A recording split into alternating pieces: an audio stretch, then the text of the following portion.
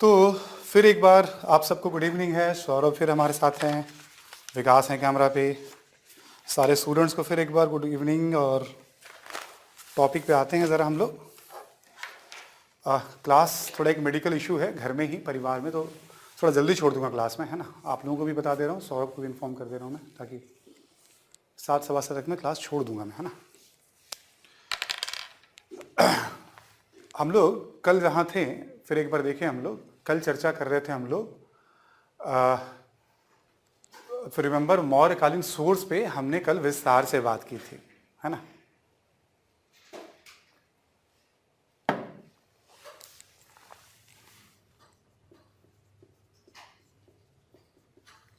मौर्यकालीन राजनीति, ठीक है। अर्थव्यवस्था, समाज और कला, इन 4 चीज़ों को हमें देखना है। जितना हम देख सकते हैं कोशिश करते हैं हम लोग एक बार, है ना। राजनीति में थोड़ा बहुत हम लोग वंशावली की बात कर लेंगे, बहुत कम, मिनिमम। और इसमें अशोक की थोड़ी अलग से चर्चा करेंगे हम, क्यों उसको महानतम शासकों की श्रेणी में रखा जाता है, और अशोक की एक धम्म नीति के कारण भी उसे याद किया जाता है। चंद्रगुप्त मौर्य की बात करें हम, चंद्रगुप्त मौर्य, तो ये है 322 बीसी से 298 बीसी, ठीक है। बस 4-5 पॉइंट लिख लीजिए इनके बारे में। एक लिख लीजिए आप, मौर्य वंश का संस्थापक।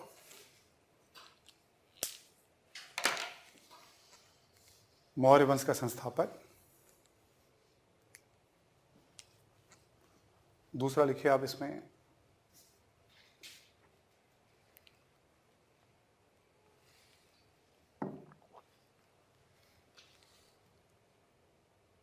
लिखिए इसमें सेकंड पॉइंट, मौर्य वंश के संस्थापक के साथ कौटिल्य की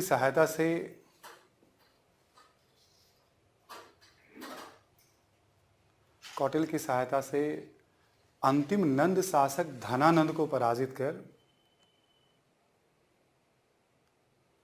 अंतिम नंद शासक धनानंद को पराजित कर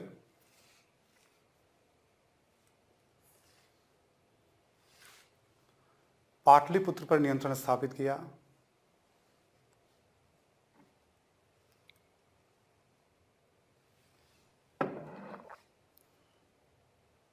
ठीक है, अगला पॉइंट लिखें, चंद्रगुप्त का साम्राज्य उत्तर पश्चिम में अफगानिस्तान के कुछ भूभाग से लेकर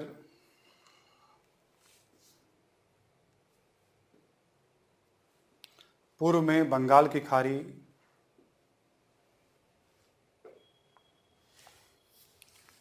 पश्चिम में गुजरात महाराष्ट्र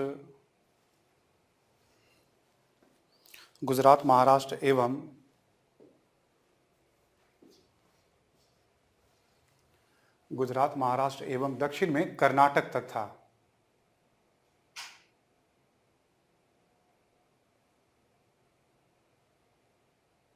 दक्षिण में कर्नाटक तक था, ठीक है। अगला पॉइंट लिखें, 305 बीसी में चंद्रगुप्त ने, 305 ईसा पूर्व में चंद्रगुप्त ने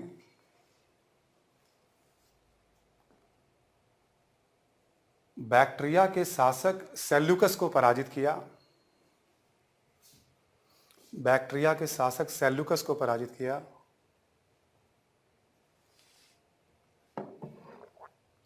थोड़ा एक फेमस वॉर है, इसलिए हमने बताया इसके बारे में, किताबों में उल्लेख मिलता है ना। अगला पॉइंट लिखो आप, सेल्यूकस को पराजित किया था। नेक्स्ट लिखो आप, जैन धर्म का अनुयायी, चंद्रगुप्त जो था जैन धर्म का अनुयायी था।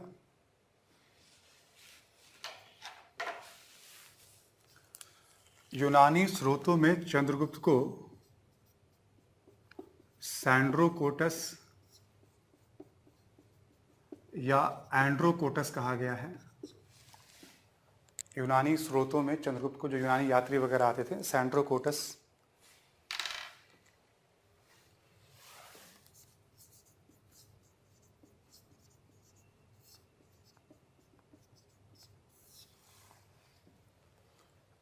विलियम जोन्स नामक विद्वान ने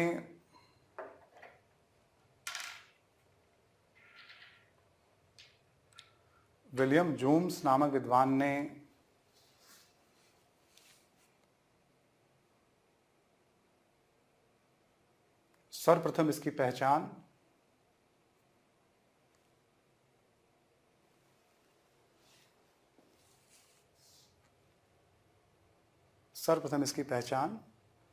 चंद्रगुप्त मौर्य से की थी। सर्वप्रथम इसकी पहचान चंद्रगुप्त मौर्य से की थी। कभी कभी एग्जाम में पूछता है, यूपीएससी में भी पूछता है, जैसे दो बार पूछा है कि अशोक के अभिलेख को सबसे पहले पढ़ा किसने था, तो जेम्स प्रिंसेप ने।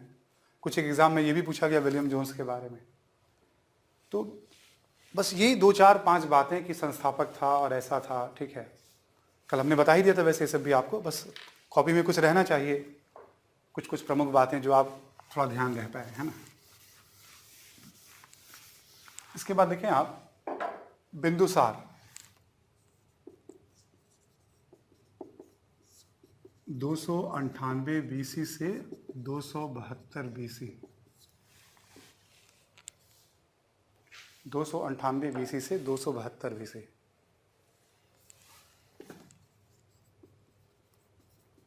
आजीवक संप्रदाय का अनुयायी,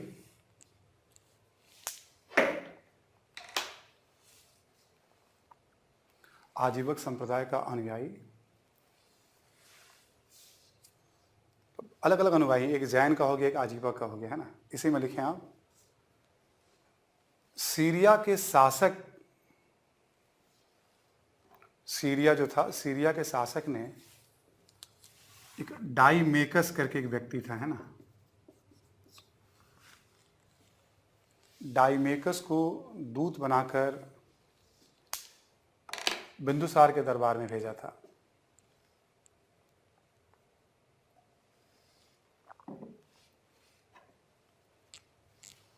डाईमेकस को दूत बनाकर बिंदुसार के दरबार में भेजा था।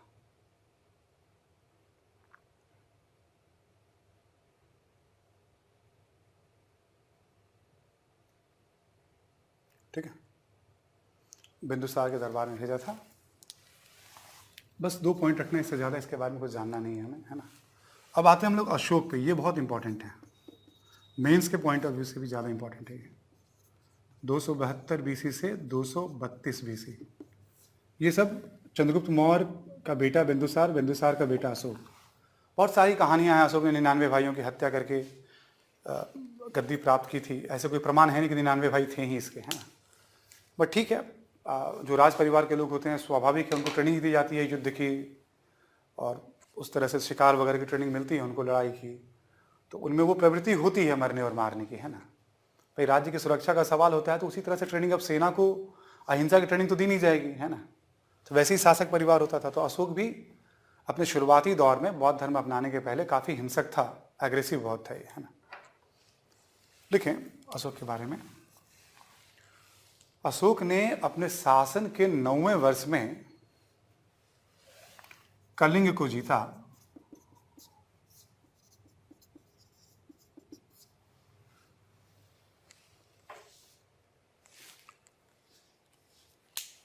नौवें वर्ष में कलिंग को जीता। शेष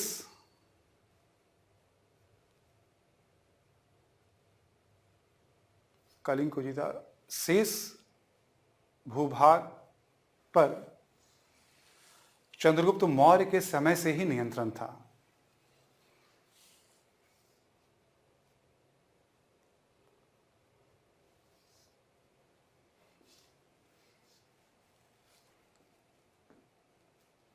जैसे चंद्रगुप्त की जो सीमा थी ना, वही बिंदुसार की भी सीमा थी, वही अशोक की भी सीमा थी। एक कलिंग का कुछ इलाका चंद्रगुप्त या बिंदुसार ने नहीं जीता था, अशोक ने जीता था। पिछले क्लास में मैंने आपको बताया था 13वें अभिलेख के आधार पर।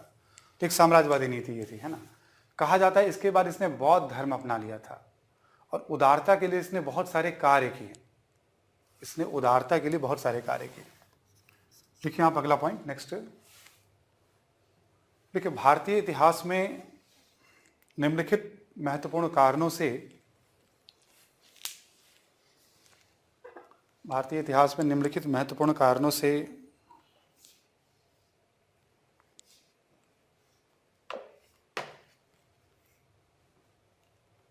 निम्नलिखित महत्वपूर्ण कारणों से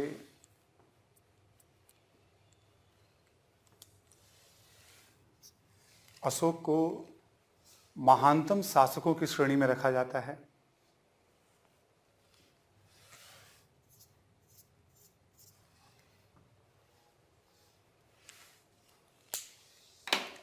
पॉइंट लिख लीजिएगा।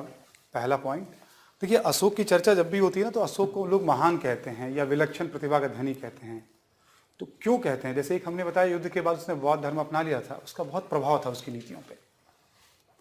ठीक है, तो आखिर इसके क्यों एक अलग कैटेगरी का शासक भारतीय इतिहास में इसकी गिनती होती है? तो कुछ 4-5 ऐसे बिंदु जो आपको भी पता रहने चाहिए नॉर्मली। पहला पॉइंट लिखो, अहिंसा की नीति के कारण।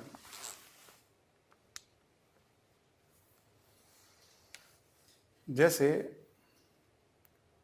पड़ोसी देशों से मित्रवत संबंधों पर बल,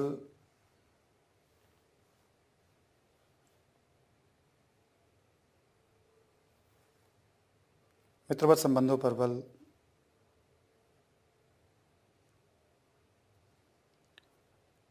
उत्तराधिकारियों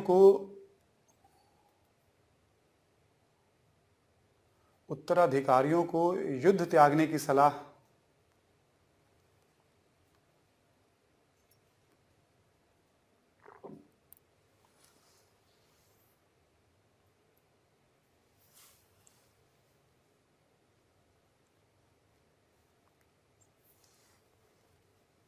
उत्तराधिकारियों को युद्ध त्यागने की सलाह, कॉमा देके लिखो, शिकार यात्रा, पशु हत्या पर प्रतिबंध,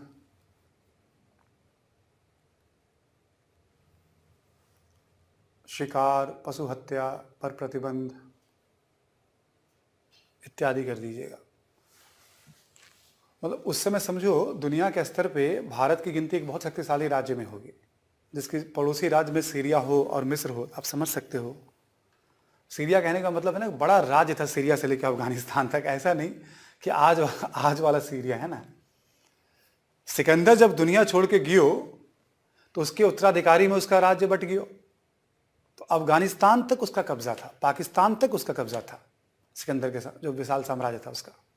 पूरा ये सब इलाका उसके पास है, जितना सेंट्रल एशिया का कुछ एरिया, ये इराक वगैरह का ये सब एरिया सब सिकंदर के पास था, ईरान का कुछ एरिया, तो उसके उत्तराधिकारियों में बट गया था। ठीक है, तो यूनानी शासन अपनी सीमा तक था, भारत की सीमा तक था। तो सीरिया का राज्य या बैक्ट्रिया का राज्य मान लो, जैसे हमने कहा, ठीक है, अफगानिस्तान में इलाका एक पड़ता है बैक्ट्रिया, वहाँ भी यूनानी शासन था जिसको सेल्यूकस ने पराजित किया था। ठीक है, और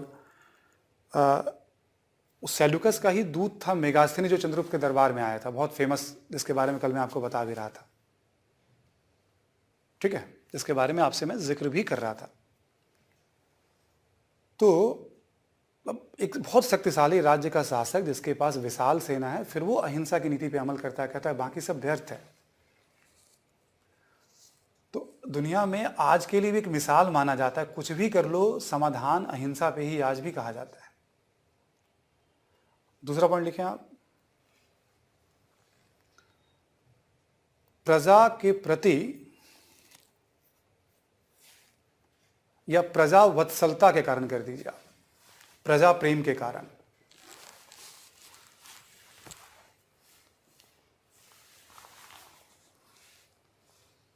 ठीक है, कल भी मैंने आपको एग्जाम्पल दिया था आपको, भाई राजा है, राजा की मर्जी, वो प्रेम करे या ना करे। कौटिल्य तो कह रहा है प्रजा के सुख में ही राजा का सुख होना चाहिए, मर्जी राजा की माने या ना माने, भाई उसने आइडिया दिया। आज पे भी ये लागू होता है, बट राजतंत्र में कोई प्रजा का बहुत ध्यान रखे, ये बड़ी बात होती है। लिख लो आप एग्जाम्पल इसमें, जैसे अधिकारियों को प्रजा को न सताने का निर्देश,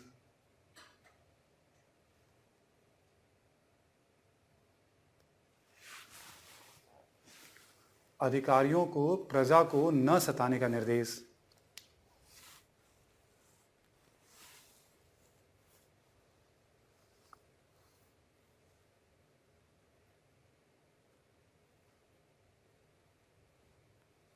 प्रजा को न सताने का निर्देश, कॉमा लिखो, प्रजा के कार्य के लिए कभी भी तत्पर रहना।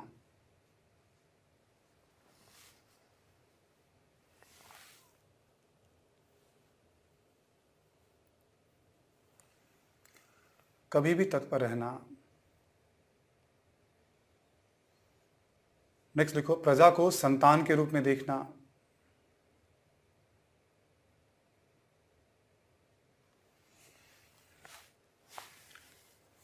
प्रजा से संपर्क स्थापित करने के लिए यात्राएं करना। प्रजा से संपर्क स्थापित करने के लिए यात्राएं करना।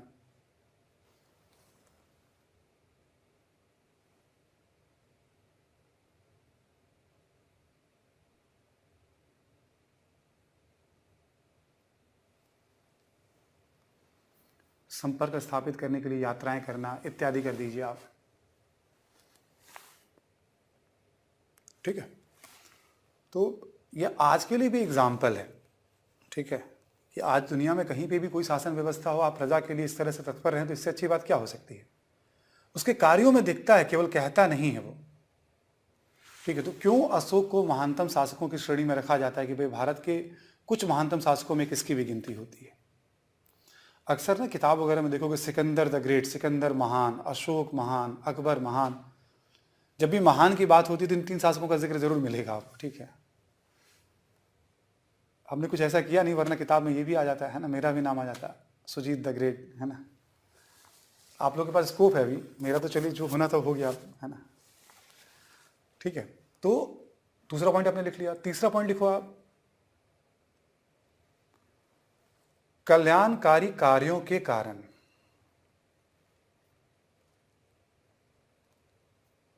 लिख लो, जैसे सड़कों का निर्माण, छायादार वृक्षों का निर्माण, सड़कों का निर्माण, छायादार वृक्षों का निर्माण,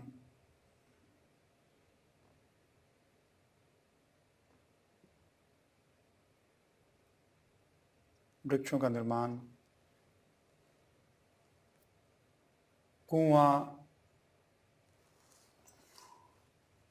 आराम गृह,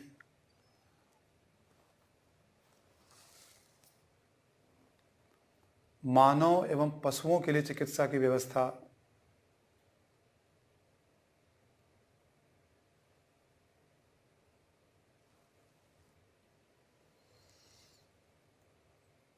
पड़ोसी देशों में भी चिकित्सा की व्यवस्था,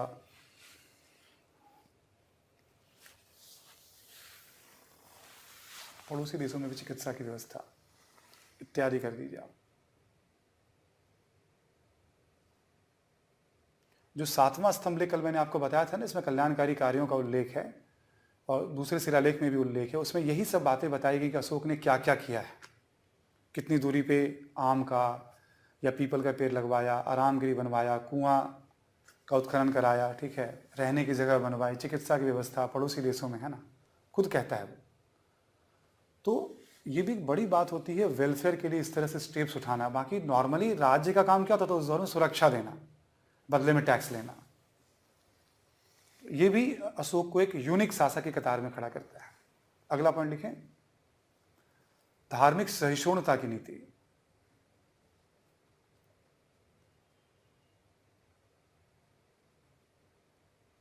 धार्मिक सहिष्णुता की नीति, इसी में लिखें आप, बौद्ध धर्म के अनुयायी होने के बावजूद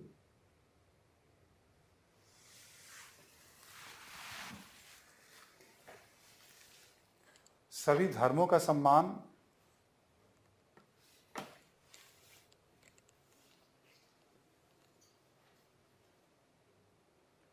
बौद्ध धर्म के अनुयायी होने के बावजूद सभी धर्मों का सम्मान,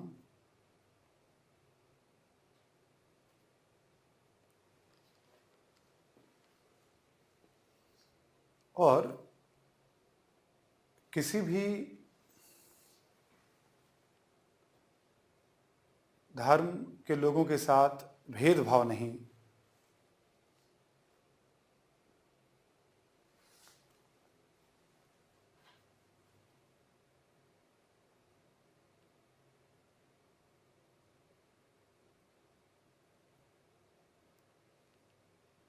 ठीक है, ये एक बड़ी बात होती है ना, कहीं पे भी कोई भेदभाव के एग्जाम्पल नहीं मिलते हैं। एक और पॉइंट लिखो, अगला पॉइंट, विविधता युक्त समाज में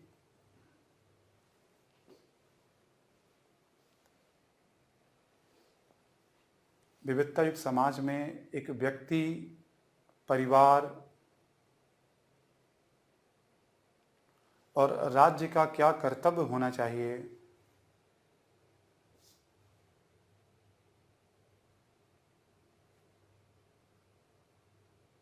इसको राजकीय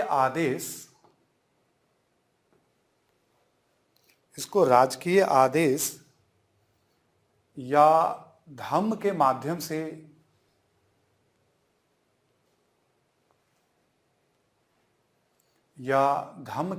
से लोगों के सामने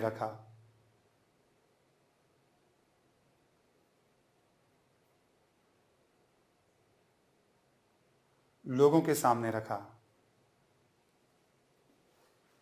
जैसे कि दूसरे धर्मों की निंदा और स्वयं के धर्म की प्रशंसा करने से मना करना,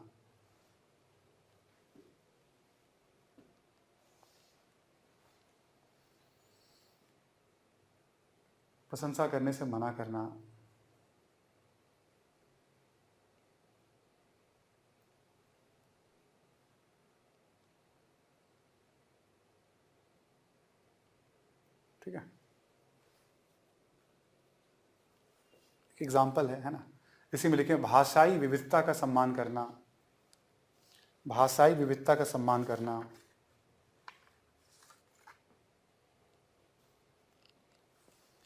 इत्यादि कर दीजिए। ये जो धम्म की मैंने बात की है ना, अलग से मैं धम्म बता दे रहा हूं, वो सारे पॉइंट्स भी आप चाहें तो यहां लिख सकते हैं जरूरत पड़ने पे, नहीं तो छोड़ भी सकते हैं। और भी बहुत सारी बातें हैं, जैसे न्याय को मानवीय बनाने का प्रयास किया उसने। जैसे बहुत सारे कैदी जो अच्छे आचरण करते थे उनको प्रतिवर्ष रिहा करता था वो।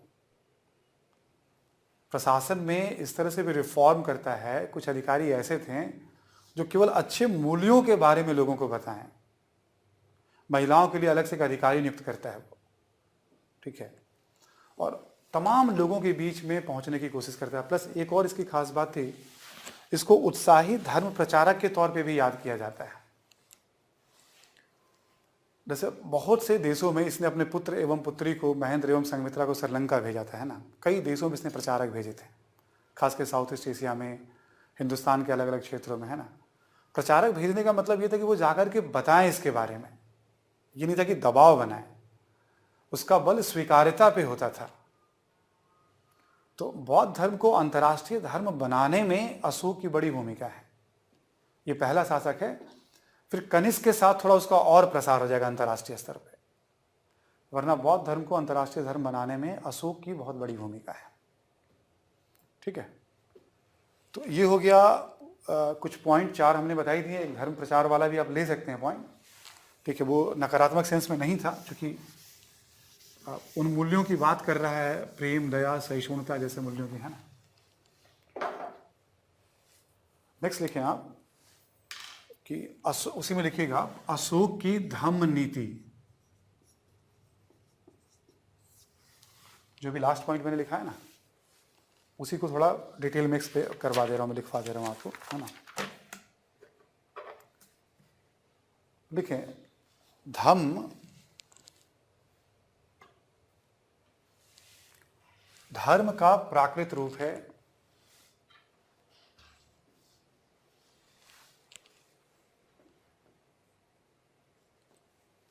प्राकृत रूप है। यहां धम्म से आशय,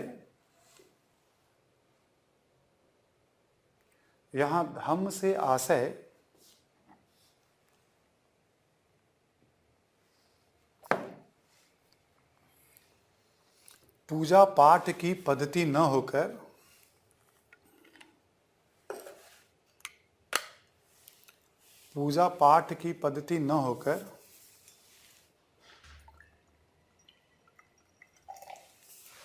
एक प्रकार की आचार संहिता से है।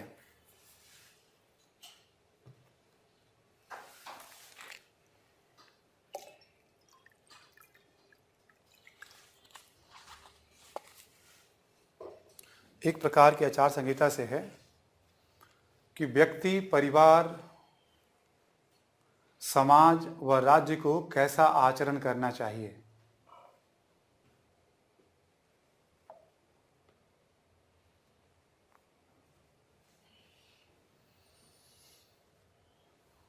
कैसा आचरण करना चाहिए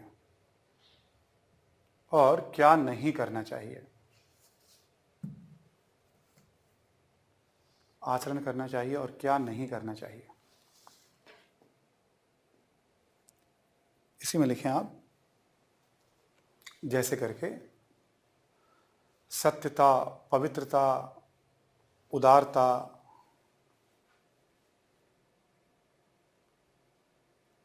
माता पिता गुरुजनों का सम्मान,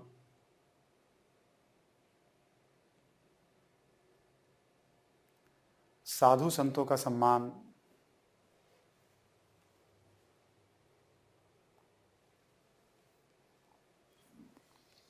गरीबों के प्रति दया,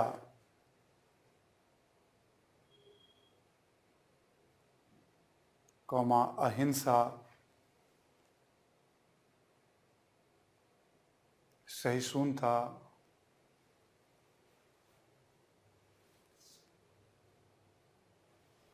अंधविश्वास व कर्मकांड का विरोध,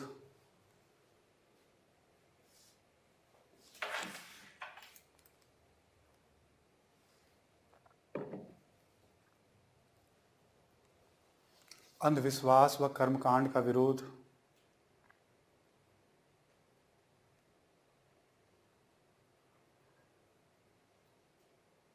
कर्मकांड का विरोध,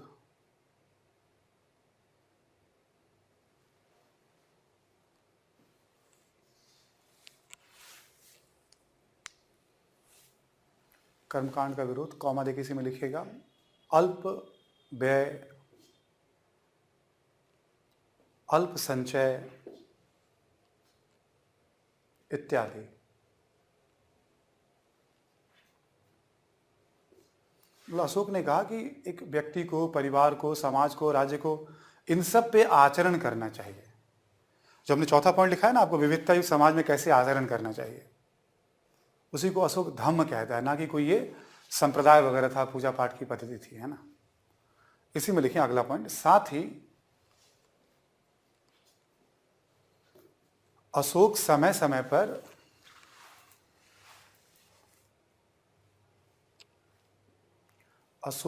समय पर आत्मनिरीक्षण की भी बात कहता है।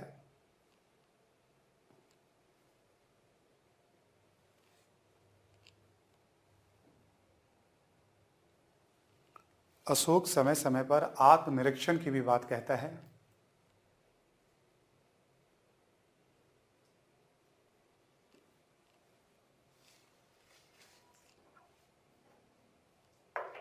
तथा क्रोध, घमंड, ईर्ष्या,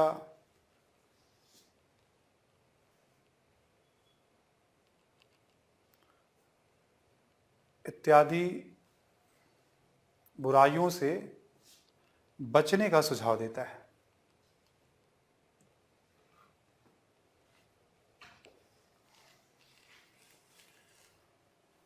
तो ना कभी भी आपसे मेंस में ये सवाल पूछा जा सकता है ना, कि अशोक से एक प्रशासक को क्या शिक्षा लेनी चाहिए, या अशोक को विलक्षण शासकों की श्रेणी में क्यों रखा जाता है। ऐसा कभी मत सोचिएगा कि कल्चरल हिस्ट्री में राजनीतिक घटनाक्रम से कोई प्रश्न ही नहीं होंगे। ये भी जैसा हमने बताया था ना कि कल्चर का मतलब क्या होता है, वे ऑफ लाइफ। तो दूर दूर तक ना किसी का सरोकार नहीं होता कि अशोक से कोई सवाल आ सकते हैं। पेपर 4 में भी सवाल आ सकता है, पेपर 1 में भी सवाल आ सकता है, 100%। तो इसका क्रक्स जितने मेजर पॉइंट्स हैं वो मैंने लिखा भी दिए, आपको समझा भी दिए, है ना। ऐसा नहीं कि कल्चरल हिस्ट्री में राजनीतिक इतिहास से सवाल नहीं होंगे। ये एक ऐसा कल्चर है, इस कल्चर का इम्पैक्ट आज भी हमारी पॉलिसी पे, संविधान पे। हम कह सकते हैं ना कि अशोक ने बहुत पहले भारत का संविधान लिख दिया था, या अशोक को इस बात का बहुत पहले सेंस था कि भारत में किस तरह की व्यवस्था कारगर हो सकती है, या दुनिया में किस तरह की व्यवस्था होनी चाहिए, बुद्ध के प्रभाव में ही सही, चाहे बुद्ध के प्रभाव में ही सही, है ना। तो अशोक के बारे में ये पॉइंट्स आपको ध्यान रखने हैं। बाकी और पत्नी, पिता, पुत्र वगैरह सब को इसका कोई रोल नहीं है आपके ऑब्जेक्टिव एग्जाम में, यूपीएससी में। पीसीएस वगैरह में थोड़ा बहुत रोल होता है। प्रैक्टिस करिएगा जैसे ना आप यूपी के, बिहार के क्वेश्चन, उससे आपके सॉल्व हो जाएंगे सारे। 10 साल 15 साल के प्रश्नों को बना लीजिएगा तो, है ना।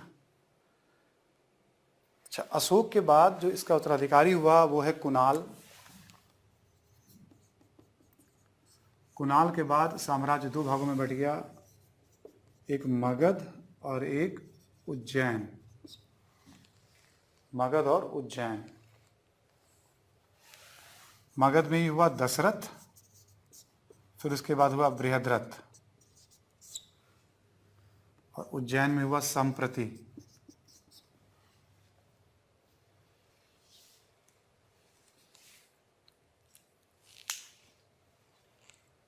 ठीक है, उज्जैन में हुआ संप्रति, जो हमने कल बताया था जैन धर्म को इसने प्रमोट किया था, है ना। इसके बाद मौर्य साम्राज्य का पतन हो गया। ये लिख लिया आपने, नोट करके लिख लीजिएगा आप जरा।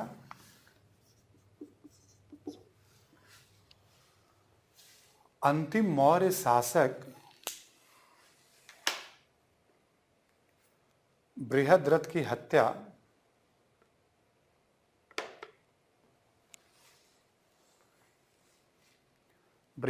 हत्या सेनापति पुष्यमित्र शुंग के द्वारा की गई।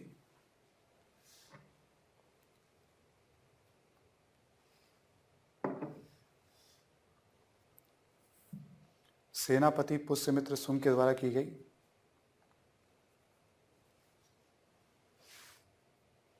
और शुंग वंश की नींव रखी गई।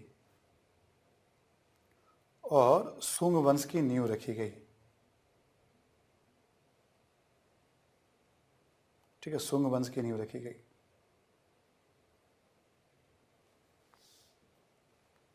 ठीक है, लिख लें आप नोट में ही अगला पॉइंट कि मौर्य साम्राज्य के पतन में कई कारकों की भूमिका थी।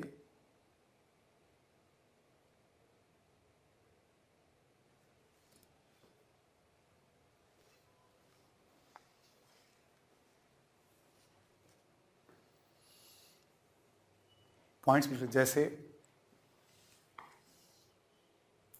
जैसे एक विशाल साम्राज्य एवं विकेंद्रीकरण की प्रवृत्तियां,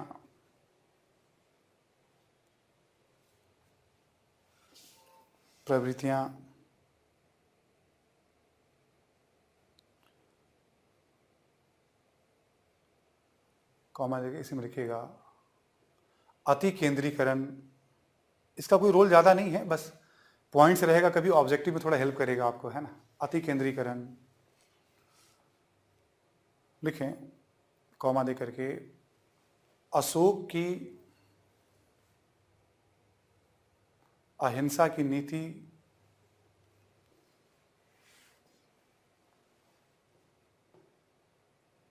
कॉमा अयोग्य उत्तराधिकारी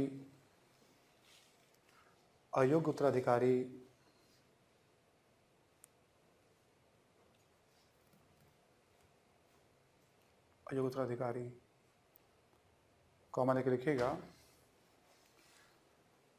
गंगा घाटी के भौतिक ज्ञान का सुदूरवर्ती क्षेत्रों में प्रसार,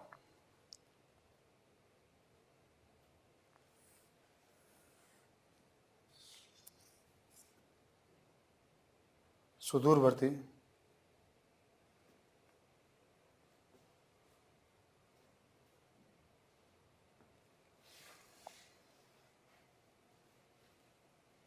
क्षेत्रों में प्रसार। जैसे मान लो लोहे वगैरह का ज्ञान है, ईंट का ज्ञान है, कुएं का ज्ञान है, ये सब आंध्रा में, महाराष्ट्र में, मतलब दूर दराज के इलाकों में, तमिलनाडु में, कर्नाटक में, तो भौगोलिक यूनिट कुछ ऐसी बन जाती है ना कि वहाँ से भी चीज़ें, मतलब एक नए राज्य के गठन के स्कोप खुल जाते हैं। इसी में लिखो कॉमा दे करके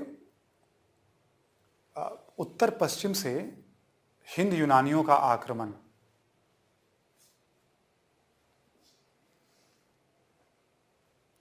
उत्तर पश्चिम से हिंद यूनानियों का आक्रमण। इसमें ना ज़्यादा एनर्जी मत लगाइएगा, बस मौर्यों का पतन क्यों हुआ तो ये सब कारण माने जाते हैं। किसी भी राजवंश के पतन में ना अयोग्य उत्तराधिकारी आपको जरूर मिल जाएगा, विदेशी आक्रमण जरूर मिल जाएगा, कुछ कॉमन बातें होती हैं, अधिकारियों की कुछ ना कुछ समस्याएं आपको दिखेंगी किसी भी उसके पतन में।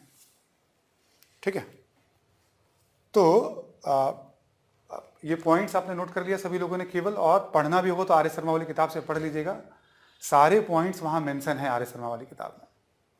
ठीक है, तो ये राजनीतिक घटनाक्रम में कुछ शासकों के बारे में थोड़ी जानकारी रहेगी आपको यहाँ पे भी, और अशोक की नीतियों के बारे में अलग से मैंने बता ही दिया आपको, पतन का एक थोड़ा सा आइडिया दे दिया मैंने आपको, कभी कोई स्टेटमेंट वगैरह आ जाए तो एटलीस्ट आप आइडिया लगाने की स्थिति में रहें। एक सवाल पूछा राहुल ने कि चक्रवर्ती का आधार क्या होता है ना। देखो मतलब ऐसा जो, अब एग्जैक्ट अभी इसका टर्म का तो सेंस नहीं मुझे पता कैसे इवॉल्व किया होगा, बट इसका जो एक कॉन्सेप्ट है वो ये है कि जो भारतीय उपमहाद्वीप में जो शासक शासन करता है ना उसको चक्रवर्ती कहा गया है। अब कैसे ये वर्ड इवॉल्व किया होगा, ठीक है ना, चक्र यानी व्हील की बात है, ठीक है, इसका थोड़ा इटिमोलॉजिकल डेरिवेशन का मुझे आइडिया नहीं है, कुछ ना कुछ रिलीजियस एस्पेक्ट होगा इसका, कुछ ना कुछ ऐसा साहित्य वगैरह में प्रावधान होंगे, मतलब जो शासकों को प्रेरित करता होगा। ठीक है, बट भारतीय उपमहाद्वीप पे जिस भी राजा का शासन है उसको चक्रवर्ती सम्राट के तौर पे देखा गया है, या उसका रेफरेंस मिलता है ना, जैसे चंद्रगुप्त मौर्य हैं, ठीक है, अशोक हैं, या आगे और भी। ठीक है, और प्राचीन काल में ज़्यादा ही ये वर्ड यूज हुआ है, मध्यकाल में उतना यूज तो हुआ नहीं है इसका। ठीक है, तो ये हो गया राजनीति में वंशावली और पतन के बारे में। अब थोड़ा प्रशासन के बारे में लिख लीजिए आप। मौर्यों को ना प्रशासन के लिए जाना जाता है। कौटिल्य के विचार तो मैंने कल आपको बता ही दिए थे।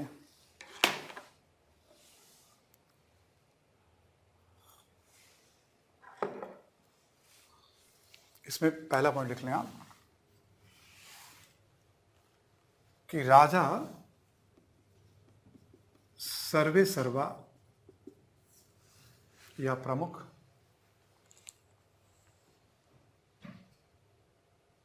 सर्वे सर्वा या प्रमुख, इसी में लिखिएगा कौटिल्य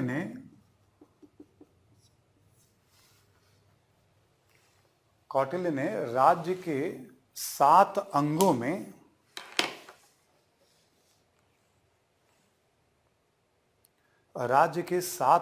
में इसको सप्तांग भी कहा गया है, राजा को सर्वश्रेष्ठ माना है।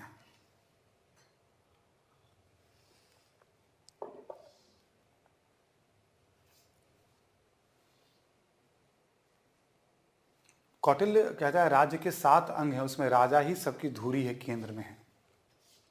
कल हमने बता ही दिया था कि राजा के चरित्र की बात करता है, मंत्रियों के चरित्र की बात करता है वो। ठीक है, कौटिल्य के बारे में। तो प्रशासन में सबसे ऊपर कोई था तो राजा था। अगला पॉइंट लिखें आप, केंद्रीय स्तर पर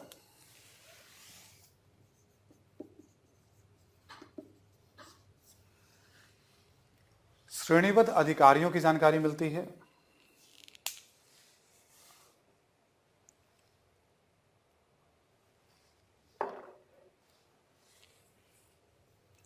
श्रेणीबद्ध अधिकारियों की जानकारी मिलती है, इसी में लिख लेंगे आप। देखो एक तो ना राजा का किचन कैबिनेट होता था, 4-5 लोग होते थे उसमें, पुरोहित वगैरह, तो वो टॉप हो जाता था। उसके बाद अधिकारियों की सूची आती है ना, तो प्रथम श्रेणी के अधिकारियों को महामात्र या आमात्य या तीर्थ कहा जाता था। महामात्र, आमात्य या तीर्थ कहा जाता था। इसमें 2 नाम लिख लीजिए आप, एक लिख लीजिए समाहर्ता और एक सन्निधत्ता। समाहर्ता के सामने लिखिए आप कर निर्धारण करने वाला अधिकारी,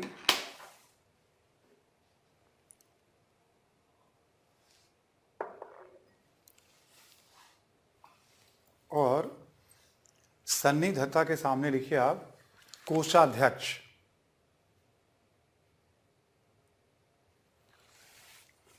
सन्निधता के सामने लिखिए आप कोषाध्यक्ष।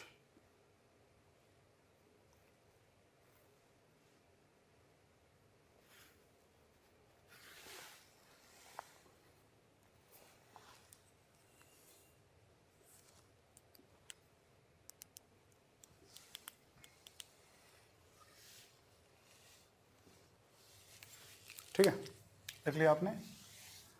अब आप लिखो द्वितीय श्रेणी में,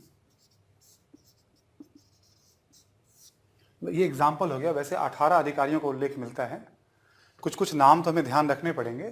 कभी कोई प्रैक्टिस पेपर वगैरह में कोई नया नाम आ गया तो आप उसको नोट कर लीजिएगा। एक साथ कभी भी ऐसे नहीं किया जाता कि 18 नाम 27 अध्यक्ष, है ना। मैं वही ले रहा हूं जो सबसे प्रमुख हैं, जिनका रेफरेंस किताबों में प्रायः मिलता है। किताबों में 18 नाम नहीं मिलेगा आपको, जो टेक्स्ट बुक वगैरह होते हैं। वो तो गाइड जैसी किताब में आपको मिल जाएगा, पूरे लिस्ट है। किताब में जिसका जिक्र होता है ना, खासकर एनसीईआरटी सरकारी किताबों में, वो एग्जाम्पल उठा लिया जाता है। चलो क्वेश्चंस यूपीएससी में ऐसा होता है, स्टेट पीसीएस में नहीं होता है। दोनों में अंतर रखिएगा, है ना। यूपीएससी में ऐसा होता है कि आप बस उसका आइडिया रखते चलिए क्या क्या हो रहा है। स्टेट पीसीएस में तो कभी कभी क्वेश्चन बनाए जाते हैं ये सोच करके कि भाई स्टूडेंट ना बना पाए या कितना जानता है ना। खैर, द्वितीय श्रेणी में लिखें कौटिल्य ने 27 अध्यक्षों का जिक्र किया है। कौटिल्य ने 27 अध्यक्षों का जिक्र किया है।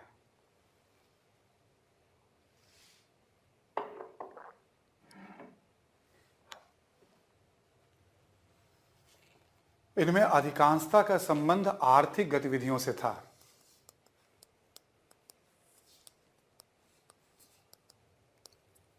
इनमें अधिकांशता का संबंध आर्थिक गतिविधियों से था। नाम लिख लीजिएगा 2 4 5। सीताध्यक्ष, पोतवाध्यक्ष, अकाराध्यक्ष, शुल्काध्यक्ष, लक्षणाध्यक्ष, सीताध्यक्ष, पोतवाध्यक्ष, अकाराध्यक्ष, शुल्काध्यक्ष, लक्षणाध्यक्ष। लक्षणाध्यक्ष बहुत सारा है, देवताध्यक्ष, मतलब नाम भरे पड़े हैं। ठीक है, विविताध्यक्ष और भी सब नाम हैं, आ जाएंगे ध्यान। इसके बारे में लिख लीजिएगा आप जरा। जो सीताध्यक्ष हो गया, ये राजकीय कृषि की देख रेख करने वाला।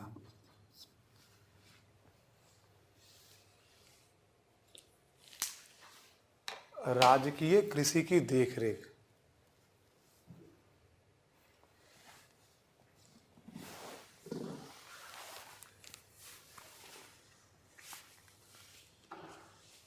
ठीक है, पोतवाध्यक्ष लिखें आप माप तोल की देखरेख करने वाला। माप तौल की देखरेख करने वाला। अकाराध्यक्ष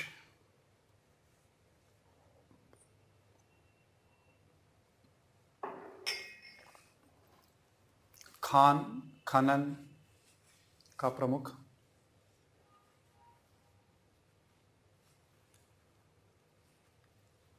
शुल्काध्यक्ष चुंगी का प्रमुख।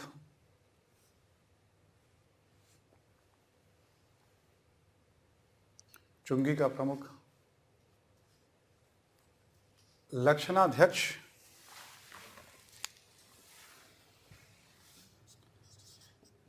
धातु की गुणवत्ता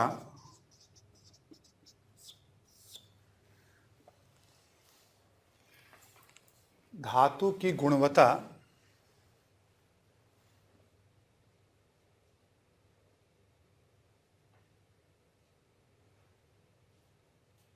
की जांच करने वाला। सीताध्यक्ष, पोतवाध्यक्ष, अकाराध्यक्ष, शुल्काध्यक्ष, है ना, ऐसे। ठीक है, एक नौवाध्यक्ष भी था, नौ परिवहन।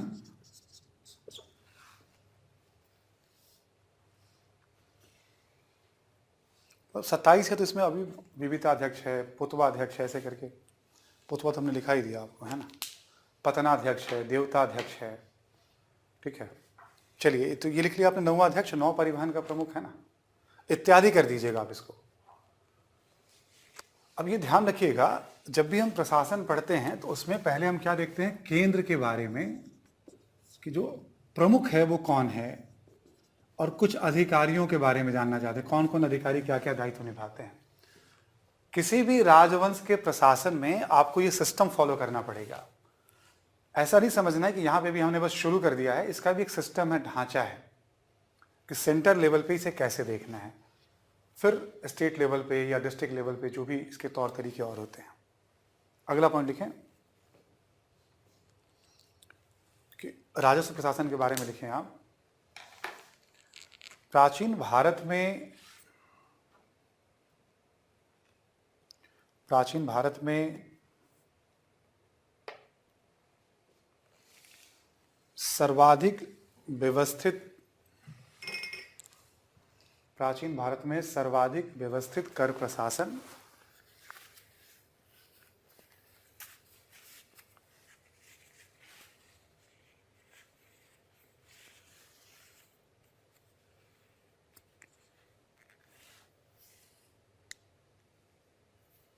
सर्वाधिक व्यवस्थित कर प्रशासन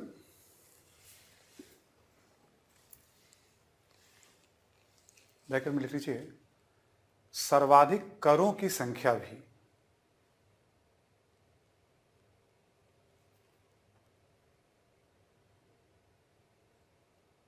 बहुत सारे कर के लिस्ट मिलेंगे आपको, एक दो नाम हमें जानना चाहिए ऐसे भी, है ना। एक लिख लीजिए आप, भाग होता था भू राजस्व कर।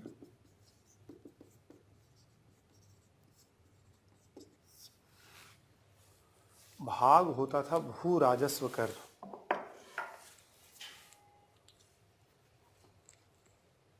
ठीक है। प्रणय होता था आपात कर।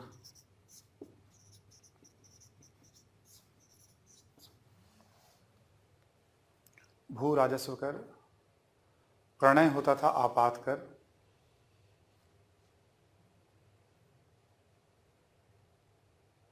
ठीक है, इसी में नोट करके लिख लीजिए आप। जानबूझकर एक भू राजस्व कर कभी कभी पूछता है एग्जाम में, और एक थोड़ा यूनिक है, इमरजेंसी के लिए भी टैक्स लिया जाता था, तो थोड़ा इसके बारे में बताया मैंने आपको, है ना। नोट करके लिखें आप, खनन वन,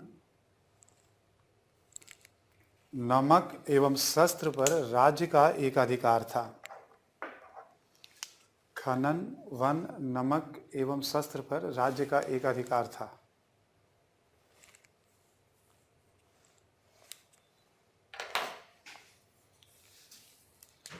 इन सब पे राज्य का एक अधिकार होता था, कोई और इसको यूज नहीं कर सकता था, है ना। तो ये राजस्व प्रशासन के बारे में हो गया। अब आप लिखें सैन्य प्रशासन।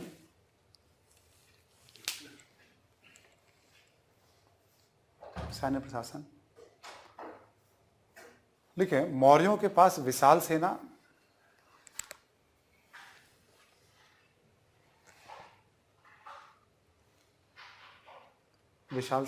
कौमा, कौटिल्य ने सेना के 4 अंग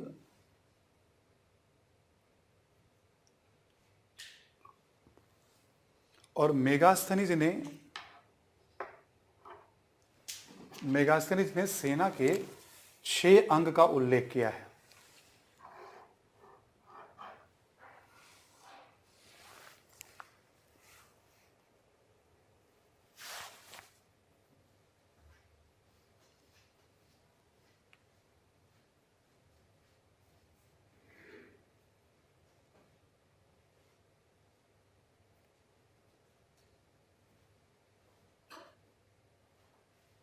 ठीक है, तो 4 अंक में जैसे मान लो पैदल सेना हो गया, हाथी सेना हो गया, रसद आपूर्ति वाला हो गया, ऐसे करके। ठीक है, और घुड़सवार सेना तो खैर उतना उस समय उल्लेख नहीं मिलता है, हाथी सेना का मिलता है, पैदल सेना का मिलता है ना, रथ का मिलता है। ठीक है, एक आधा कोई और अंग ऐसे होगा। मेगास्थनीज जो है उसमें कहता है नौसेना की भी बात करता है, जबकि अध्यक्ष था, और मेगास्थनीज अलग से एक रसद आपूर्ति विभाग की भी बात करता है। बल ऐसे ही पढ़िएगा, किताब में नजर रहेगा आपके, है ना। तो एक व्यवस्थित और विशाल सेना, संख्या वगैरह की जरूरत नहीं है, बस एक आइडिया रखना है आपको कि हाँ 4 अंग और 6 अंग की बात हो रही है। अगला लिखो गुप्तचर प्रशासन।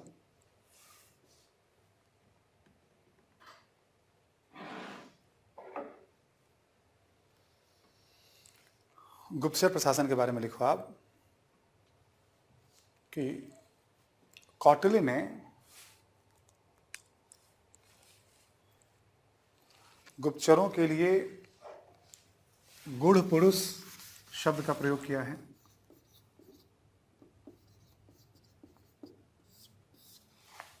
गुप्तचरों के लिए गूढ़ पुरुष शब्द का प्रयोग किया है।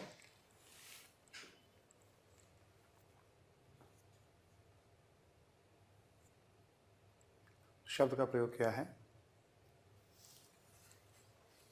2 प्रकार के गुप्तचरों का उल्लेख करता है।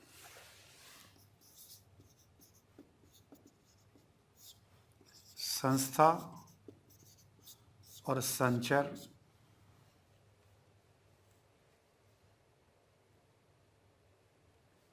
संस्था का मतलब है एक स्थान पर रहकर गुप्तचरी करना।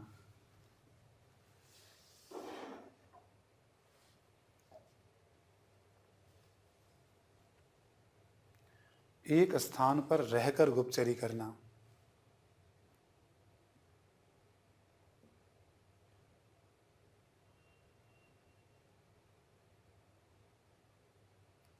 और संचर का मतलब है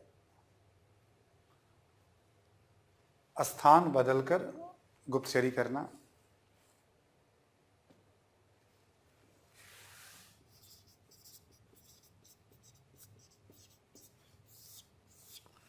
जो वेश बदल करके गुप्तचरी करते हैं, यहाँ वहाँ मूवमेंट करते रहते हैं।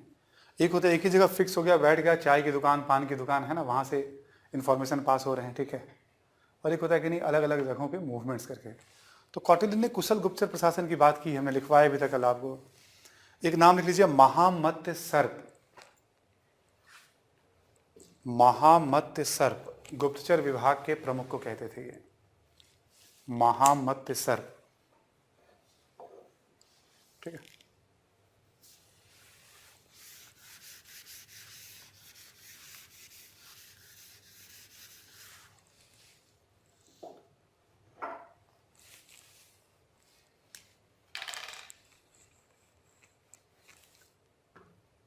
ठीक है, तो प्रथम श्रेणी, द्वितीय श्रेणी अधिकारी, इस तरह से गुप्तचर प्रशासन की भी बात हो गई। अगला लिखें आप न्याय प्रशासन के बारे में।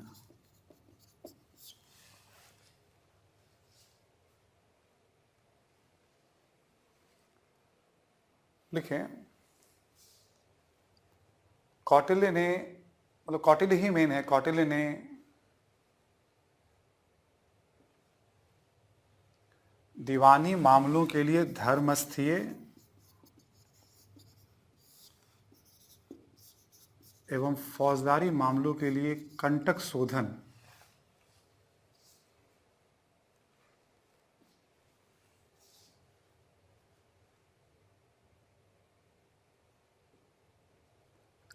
शोधन नामक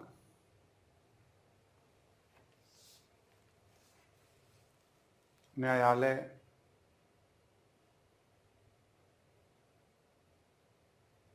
का उल्लेख किया है।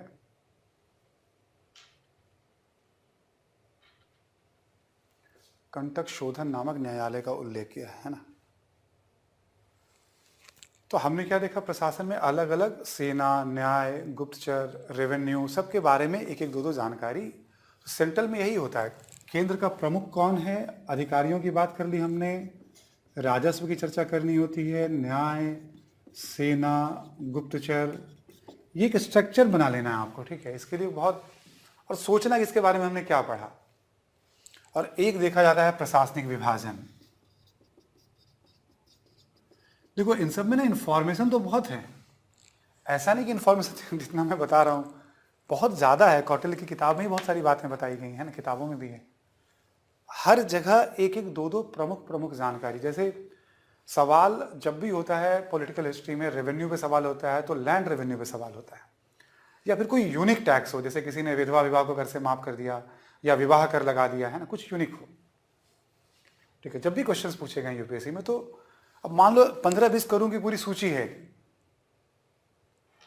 तो गाइड का यही काम होता है कि वो एक साथ आपको सारा इंफॉर्मेशन दे देगा, आप उसके पीछे आप पड़े रहेंगे आप। ठीक है, और अंडरस्टैंडिंग का यही होता है कि हम क्या पढ़ें और क्या छोड़ें, है ना, ये क्या ट्रेंड है, क्या ध्यान रखना चाहिए। कभी भी राज्य के लिए आय का सबसे प्रमुख स्रोत एग्रीकल्चर ही होता है इंपॉर्टेंस के हिसाब से। ठीक है, तो मतलब उस आज़ादी से पहले की बात कर रहे हैं, है ना। अब आप लिखो प्रशासनिक विभाजन, लिखो आप केंद्र प्रांत में बटा हुआ था, प्रांत जो था मंडल में, मंडल एक तरह से कमिश्नरी जैसा हो गया, मंडल जो था जिला में, विषय या आहार कहते हैं,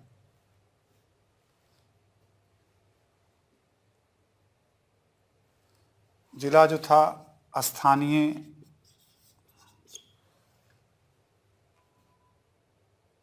एक और डिवीजन हुआ करता था, इसके नीचे था द्रोणमुख,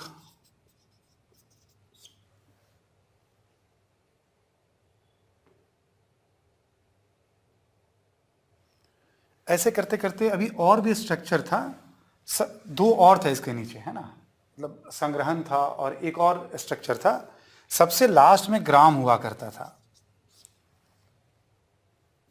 सबसे लास्ट में ग्राम हुआ करता था। इन सब के लिए ना अधिकारियों का एक पूरा लिस्ट रहता है। ठीक है, मतलब पहली नज़र में हमें राजनीतिक इतिहास में इतना इन्वॉल्व नहीं होना, हमें थोड़ा स्ट्रक्चर के बारे में हमने आइडिया ले लिया। मंडल, डिस्ट्रिक्ट, डिस्ट्रिक्ट के नीचे स्थानीय क्या होता था, 800 गांवों का एक यूनिट होता था। ड्रोनमुख क्या होता था, 400 गांवों का एक यूनिट होता था। इसके बाद 200 गांव का एक यूनिट होगा, फिर 10 गांव का एक यूनिट होगा, फिर लास्ट में गांव होगा। गांव के बारे में लिखिए आप, ग्राम के बारे में लिख लीजिए, थोड़ा इंपॉर्टेंट है। गांव के प्रमुख को ग्रामणी कहते थे, गांव के प्रमुख को ग्रामणी कहते थे, और इसकी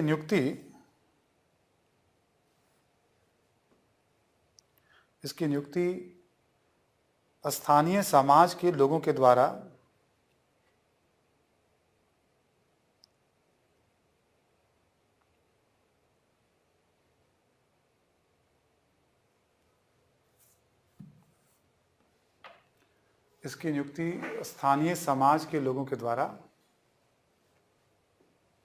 की जाती थी, यानी केंद्र का इसमें इंटरफेयर नहीं होता था। ये एक थोड़ा ध्यान देने वाली बात है।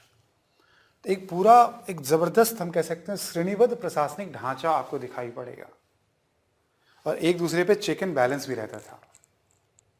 इसी सब में कहीं गोप अधिकारी है, कहीं प्रादेशिक है, कहीं युक्त है, कहीं रज्जुक है, ऐसे करके बहुत सारे अधिकारियों का नाम भी मिलता है। ठीक है, मतलब मेरा तो सुझाव है कि उसमें जाना ही नहीं है, आपने बस एक आइडिया रखना है कि हाँ ऐसा सिस्टम था, क्योंकि ऐसे ऐसे ना सबके प्रशासन में नाम मिलेंगे आपको। राजनीतिक इतिहास में हमें एक औसत पकड़ रखनी है। ठीक है, एक औसत पकड़ रखनी है जिससे एक आइडिया बना रहे हमारा, ऐसा ना हो कि एकदम हम उसमें डेप्थ में जाएं। ठीक है, बहुत फिर राजनीतिक इतिहास अपने आप में बहुत बृहद हो जाता है। ठीक है, तो ये हो गया आपका वंशावली के बारे में एक, अशोक उसी में चर्चा हमने कर लिया अलग से, पतन के बारे में थोड़ी बहुत बताया मैंने आपको दो, और मौर्यकालीन प्रशासन के बारे में। ये स्ट्रक्चर आपके लिए इंपॉर्टेंट है, जब आप किताब पढ़ेंगे इसको ध्यान में रखिएगा। अब आप थोड़ा अर्थव्यवस्था के बारे में कुछ लिख लो पॉइंट्स, मौर्यकालीन अर्थव्यवस्था के बारे में।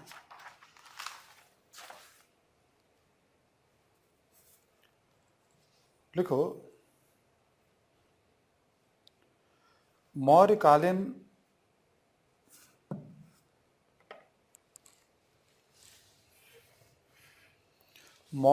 अर्थव्यवस्था की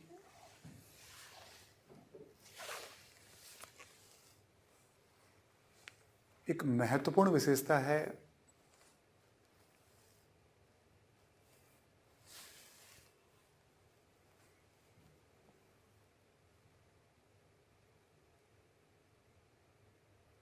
एक महत्वपूर्ण विशेषता है आर्थिक गतिविधियों पर राज्य का नियंत्रण।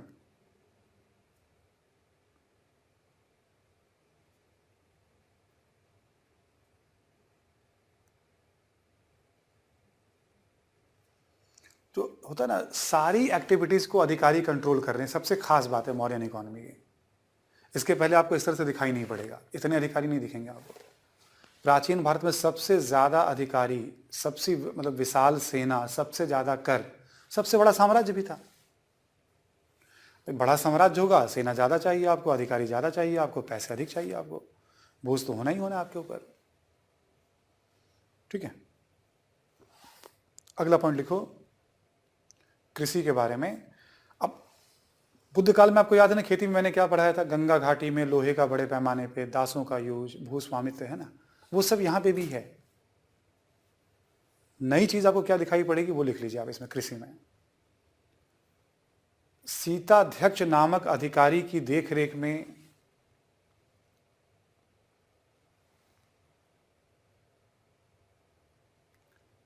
राजकीय भूमि पर कृषि कार्य,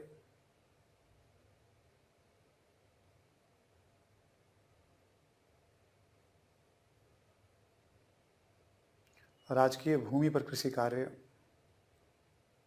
ब्रैकेट में लिखिएगा, मजदूरों एवं दासों के द्वारा।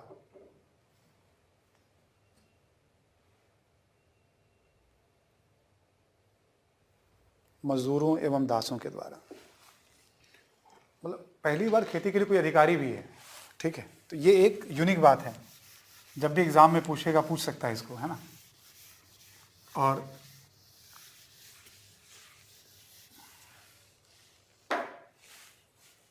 इसी में दूसरा पॉइंट लिखें, राज्य के द्वारा सिंचाई के प्रबंध का उल्लेख कौटिल्य एवं मेगास्थनीज के द्वारा भी। राज्य के द्वारा सिंचाई के प्रबंध का उल्लेख कौटिल्य एवं मेगास्थनीज के द्वारा।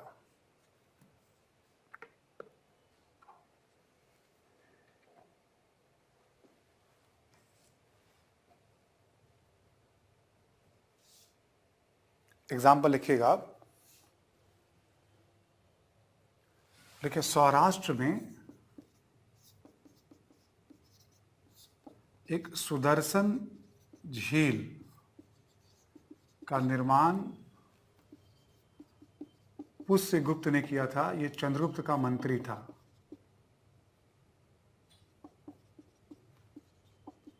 चंद्रगुप्त मौर्य का अधिकारी हो गया, ये शायद गवर्नर था वहां का, सिंचाई के काम में आता था, है ना। और इसी तरह से सुदर्शन झील का पुनः उद्धार तुसाफ अशोक के समय,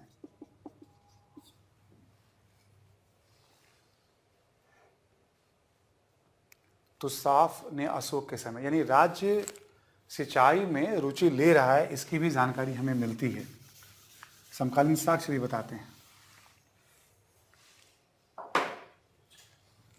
ये पता कैसे चलता है, आपको याद होगा कल अभिलेख में हमने बताया था, रुद्रदामा एवं स्कंदगुप्त दो अलग अलग शासक हैं कि जूनागढ़ अभिलेख से।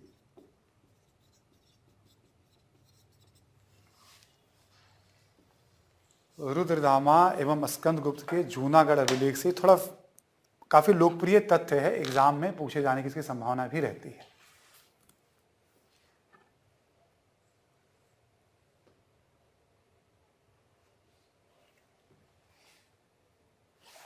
ठीक है, लिख लिया आपने।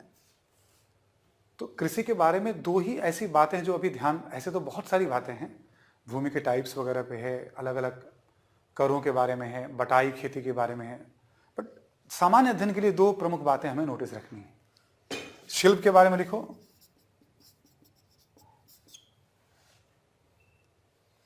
नया कुछ भी नहीं है, लिख लो आप, शिल्पों की संख्या में वृद्धि,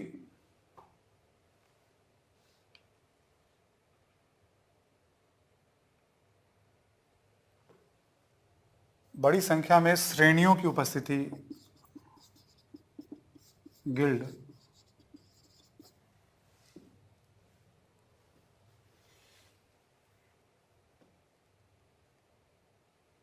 श्रेणियों की उपस्थिति,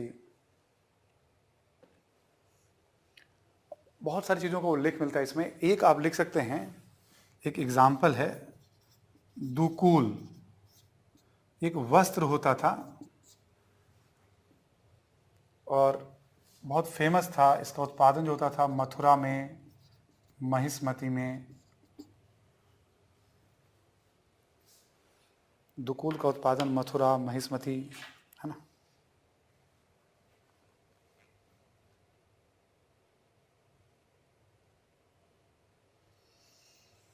और भी जैसे चीनी वस्त्र का भी उल्लेख मिलता है हमें, रेशमी वस्त्र का भी हमें उल्लेख मिलता है। कौटिल्य सब उल्लेख कर रहा है, तो गिनती की जरूरत इसमें भी नहीं है आपने, है ना। एक NBPW बर्तन आपको पता होगा, हमने पहले भी बताया था आपको, ये पूरे भारतीय उपमहाद्वीप में पाया जाएगा। तो ये सब जानना भी नहीं है हमें, नॉर्मल सा एक सेंस है, ठीक है। ये था, हमने कहा ही आपको कि इकोनॉमी सोसाइटी में ज़्यादा बदलाव, जब बड़े बदलाव होंगे तब हम बात करेंगे। हम फिलहाल ज़्यादा बदलाव नहीं है, पीछे वाला ही बेस चल रहा है। व्यापार में लिख लो आप,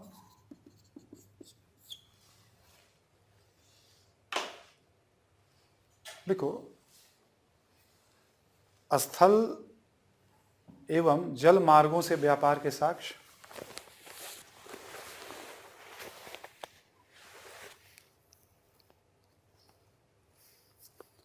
व्यापार के साक्ष्य,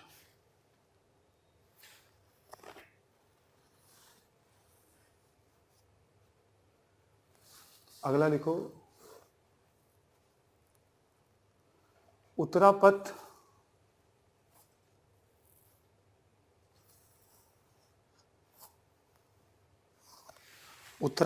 एवं दक्षिणापथ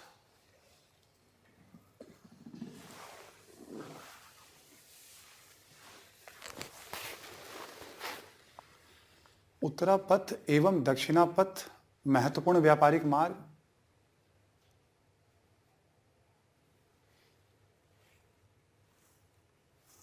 दो का ना कौटिल्य बड़ा उल्लेख करेगा, ठीक है। ताम्रलिप्ति है ना, बंगाल में बंदरगाह था, ताम्रलिप्ति से लेके तक्षशिला तक या पुष्कलावाती तक, यानी बंगाल, बिहार, उत्तर प्रदेश, दिल्ली, हरियाणा, ऐसे होते हुए पंजाब होते हुए ये, ठीक है, ऑलमोस्ट समझ लो एक तरह से उत्तर पश्चिम सीमा प्रांत जहाँ पे तक्षशिला स्थित है पाकिस्तान का, वहाँ तक, ठीक है, ये पूरा मार्ग था। आज भी ये महत्वपूर्ण व्यापारिक मार्ग है, बहुत सारे NH हैं इस मार्ग पे। इसी मार्ग का पुनरुद्धार कराया था शेरशाह ने, जिसको शेरशाह सूरी मार्ग कहा गया है। इसी मार्ग पे पक्की सड़कों का काम जो कराया था ऑकलैंड के समय शुरू हुआ था, जिसको GT रोड कहा गया है, ग्रैंड ट्रंक रोड कहा गया था, ठीक है। तो उत्तरापथ कहते थे इसको, दक्षिणापथ। अब आपको क्या करना है इसमें, एक सजेशन मैं आपको दे रहा हूँ। जैसे आप जब अभी आप रीडिंग करोगे ना, आप किताब वगैरह में थोड़ा मैप आपको दिख जाएगा, मौर्य काल में या मौर्योत्तर काल में महत्वपूर्ण व्यापारिक मार्ग पे एक है, तो व्यापारिक मार्ग वाले मैप को एक बार देख लीजिएगा, बगल में सुझाव लिख लीजिए आप। आपको बहुत याद रहे या ना रहे, क्योंकि कभी प्रश्न की संभावना वहां से भी ऑब्जेक्टिव में मुझे लगता है बार बार मौर्योत्तर काल वाले चैप्टर में मिलेगा आपको। मौर्य काल में उतना बढ़िया नहीं मिलेगा आपको मैप हो। उसमें ना रेशम मार्ग वगैरह का उल्लेख होता है, काफी न्यूज में रहता है रेशम मार्ग, है ना। तो जल दोनों से इसी में लिख लिया आपने, मार्ग के बारे में लिख लिया आपने, उत्तरापथ दक्षिणापथ प्रमुख मार्ग थे। एक और पॉइंट लिखो इसमें आप, पूर्वी भारत में ताम्रलिप्ति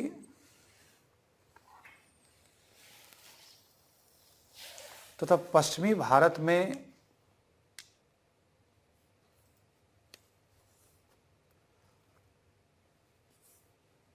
भड़ौच एवं सुपारा।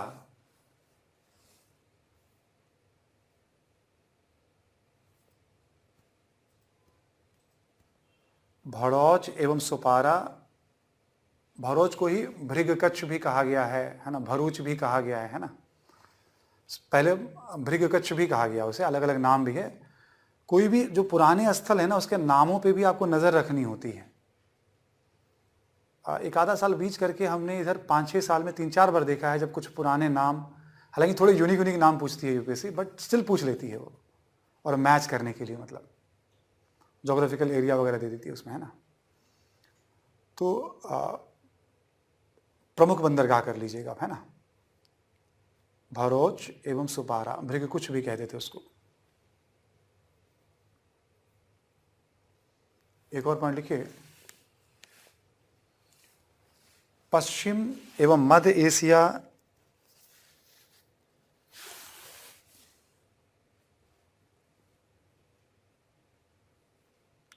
तथा दक्षिण पूर्व एशिया से व्यापारिक संपर्क के साक्ष्य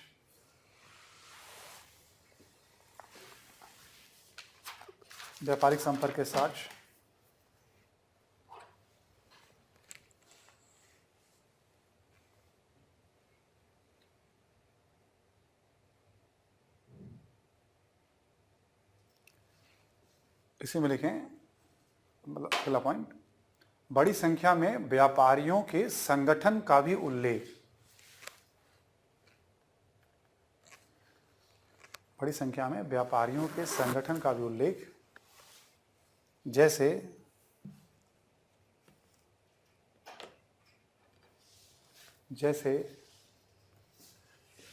विदेशी व्यापारियों के काफिले को सार्थवाह,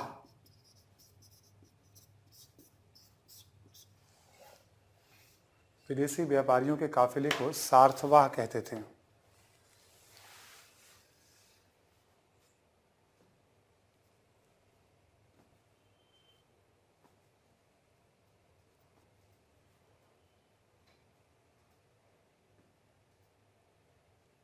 ठीक है, सार्थवाह कहते थे।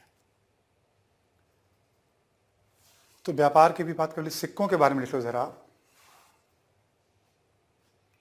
देखो, मौर्य काल में भी पंचमार्क सिक्कों का प्रचलन, मौर्य काल में भी पंचमार्क सिक्कों का प्रचलन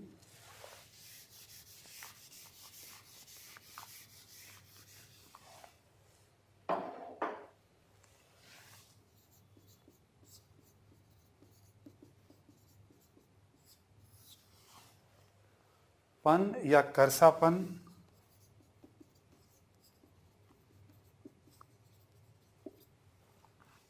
चांदी के सिक्के, चांदी के सिक्के,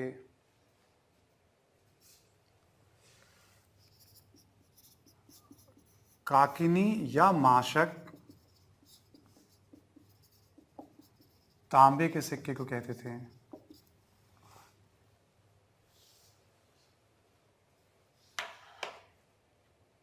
ये सब सिक्कों का नाम है, पन या करसापन, चांदी, काकनी या माशक, ठीक है, तांबे के सिक्के को, है ना।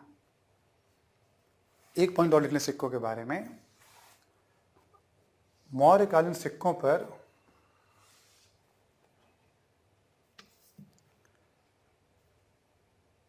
पर मोर, पर्वत, अर्धचंद्र,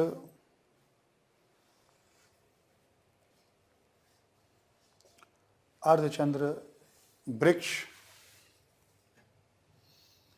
इत्यादि की आकृतियां उत्कीर्ण हैं।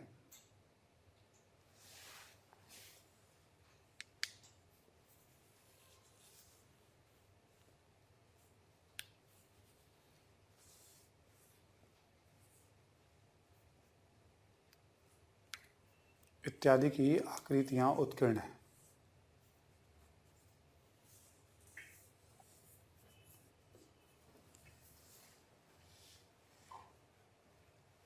ठीक है, शहरों में भी जो पुराने वाले सारे शहर हैं, मतलब कोई ऐसा उसमें नया नहीं लिखना है आपको, द्वितीय शहरीकरण का ही दौर है ये। ठीक है, इसमें कुछ नया नहीं ऐड हो रहा है। हाँ, शहरों की संख्या में जरूर वृद्धि होगी, क्योंकि मौर्यों का विशाल साम्राज्य है, इकोनॉमी बेहतर है, कानून व्यवस्था की स्थिति बेहतर है, तो कॉन्सेप्चुअली तो चीज़ें बेहतर होंगी ही होंगी उसकी। ठीक है, तो इकोनॉमी से जुड़ी हुई प्रमुख बातें हैं, इसका मेंस में कोई रोल नहीं होगा, ऑब्जेक्टिव में ही ये सारे कुछ काम आ सकते हैं, या कभी जनरल क्वेश्चंस वगैरह में आपको हेल्प करेंगे, व्याख्या करने में हेल्प करेंगे आपको, है ना। सोसाइटी में भी कुछ नया नहीं है इसमें, जो बुद्धियुगीन समाज है वही समाज है। दो चार बातें बस ध्यान रखने वाली हैं, है ना। लिख लो आप, समाज,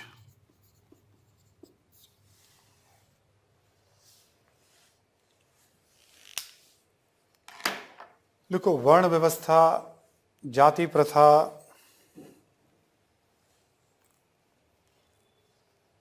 छुआछूत, दास प्रथा,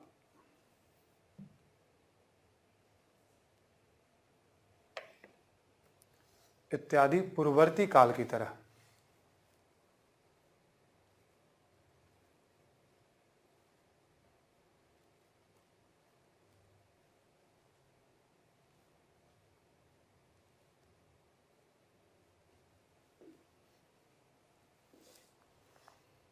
इत्यादि पूर्ववर्ती काल की तरह।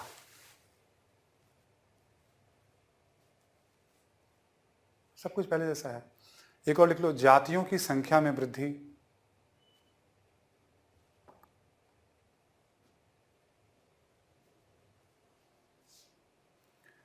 हर काल के साथ जातियों की संख्या बढ़ेगी, ये कॉन्सेप्ट रखना है। जातियों के नाम आपको ना लिखने हैं ना जानने हैं, बहुत कुछ फेमस फेमस एक दो उल्लेख मिलेगा। जैसे कायस्थ का उल्लेख मिलेगा, मान लीजिए गुप्त काल में, है ना।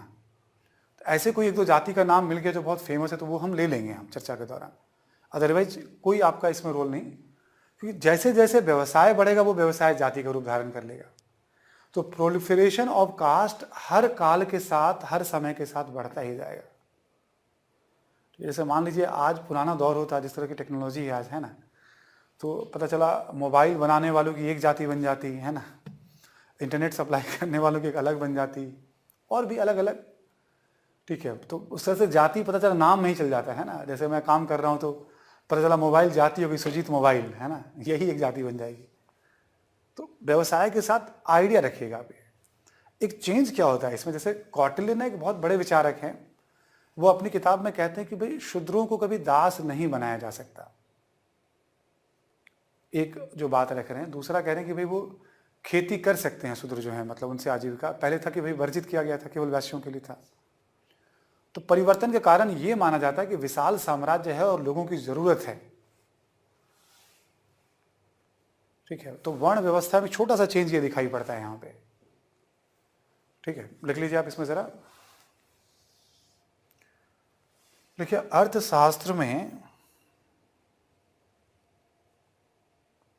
अर्थशास्त्र में शूद्र वर्ण के लिए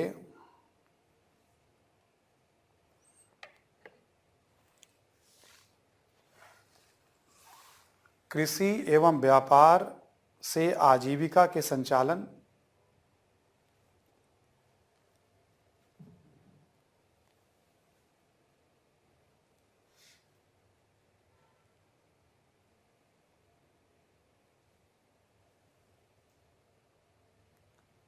आजीविका के संचालन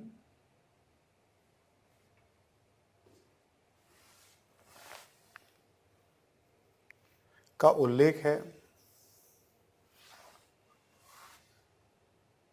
तथा यह भी कहा गया है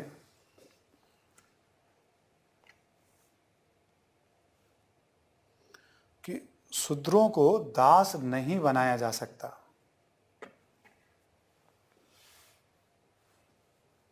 शूद्रों को दास नहीं बनाया जा सकता।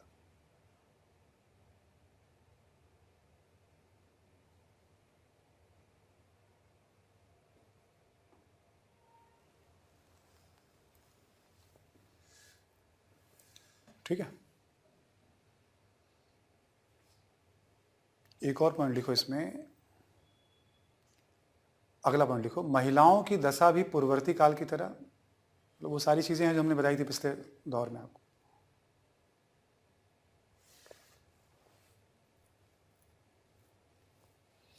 हालांकि कुछ परिवर्तन भी दिखते हैं।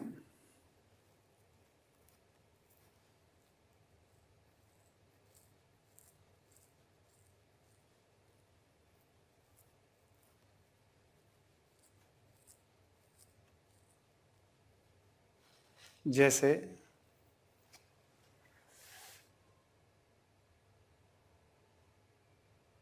परिवर्तन भी दिखते हैं, जैसे अंगरक्षक,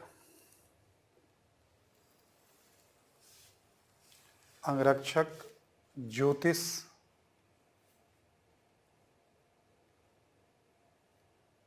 तथा गुप्तचर आदि के रूप में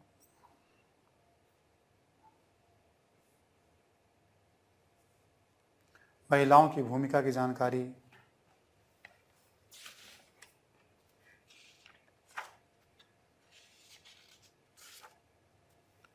तथा कौटिल्य ने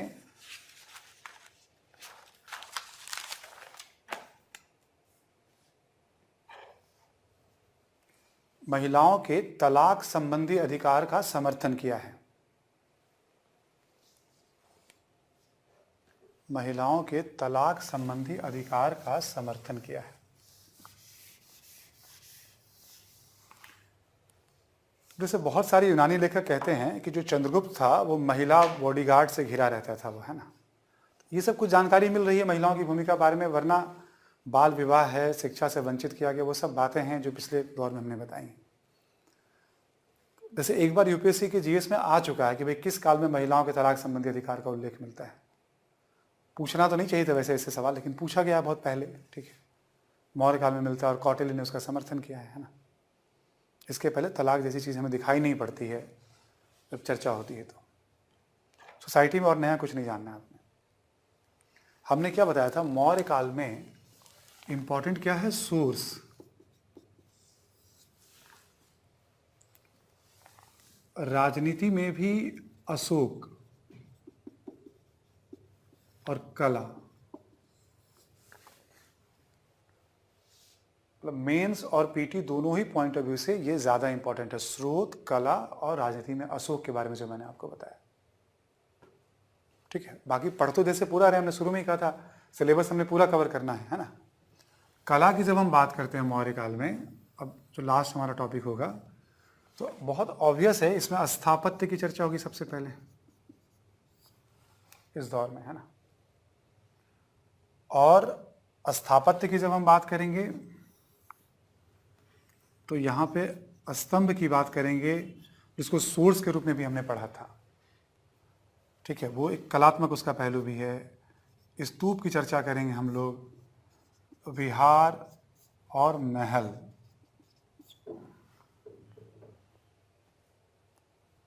ऐसे ही मूर्ति कला की बात की जाएगी, है ना। मूर्ति कला में भी हम क्या देखेंगे, एक राजकीय कला और एक लोक कला, आम लोगों की कला। ये चारों का जो चारों है ना फीचर हमने लिखा यहाँ पे, ये भी राजकीय कला का ही एग्जाम्पल है।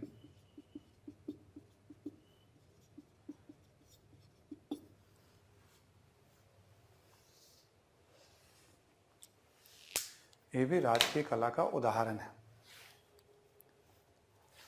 ठीक है। ये एक स्ट्रक्चर रख लीजिएगा, कभी जैसे पूछेगा मौर्यकालीन कला जो है राजकीय कला को रिप्रेजेंट करती है, अभी तो चर्चा में ले आएंगे आपको। कला का मतलब हमने बता ही रखा है। यहाँ आपको चित्रकला के बारे में कोई खास नहीं, बर्तन पे थोड़े बहुत चित्र मिलेंगे जैसे पहले मिलते रहे, शिल्प के अलग से कुछ पढ़ना है नहीं आपने यहाँ पे, है ना। तो मेन कला में यहाँ पे स्थापत्य और मूर्ति कला ही है जिसके एविडेंसेस मिलते हैं, ना। अब हम स्तंभ की बात कर लें पहले एक बार, है ना। लिखिए आप शीर्षक में, स्थापत्य के अंतर्गत लिखिएगा मौर्यकालीन स्थापत्य में पहला लिखिएगा आप स्तंभ।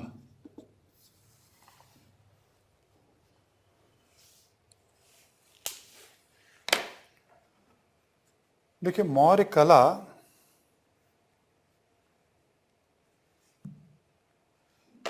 या स्थापत्य का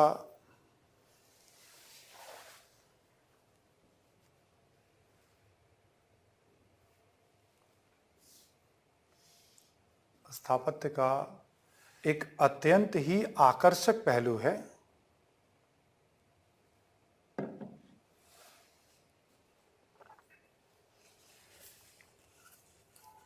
एक अत्यंत ही आकर्षक पहलू है स्तंभों का निर्माण।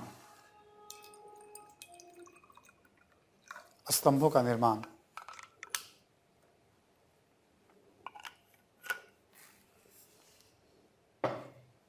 लिखें। अशोक के काल में दो प्रकार के स्तंभों के साक्ष्य मिलते हैं।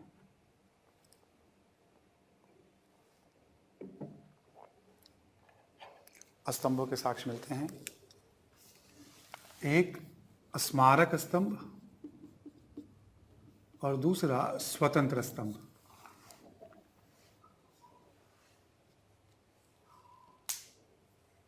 ठीक है, दूसरा स्वतंत्र स्तंभ। इसी में लिखें कलात्मक दृष्टिकोण से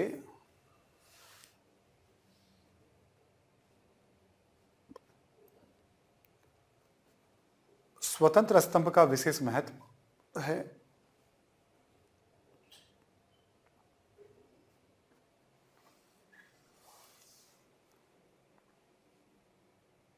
विशेष महत्व है, लिखेंगे सांची, सारनाथ,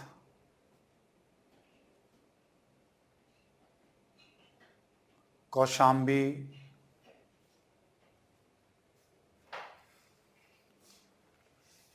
लौरिया अरराज, लौरिया अरराज, लौरिया नंदनगढ़,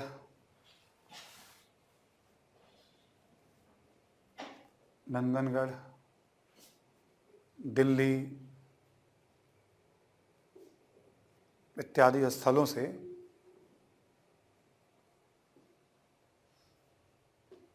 इसके साक्ष्य मिलते हैं।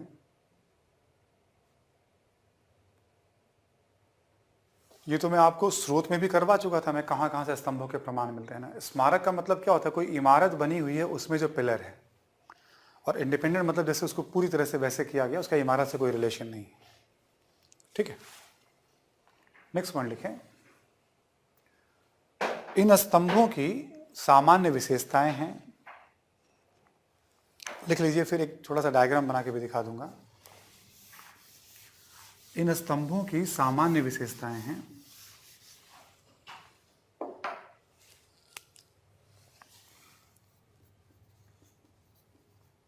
लिखें एकास्मक पत्थर से निर्मित करीब 40-50 फीट तक की इसकी ऊंचाई है।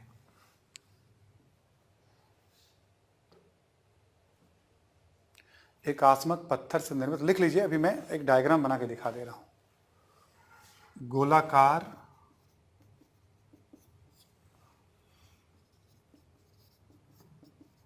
आधार पर चौड़ाई अधिक,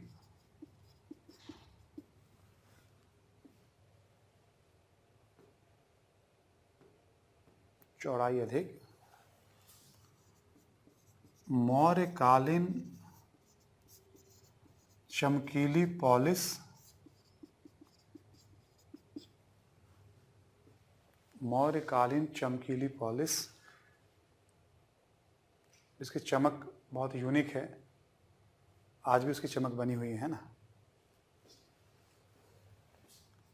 ठीक है, शीर्ष पर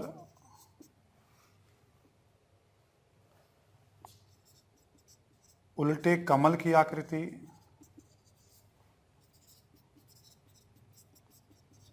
एवं पशुओं की मूर्तियां, कमल की आकृति एवं पशुओं की मूर्तियां।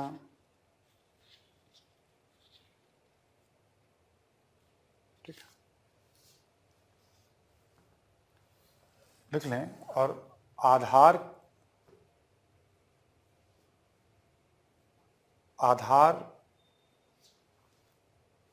लिखें आधार पर मयूर या मोर की आकृति,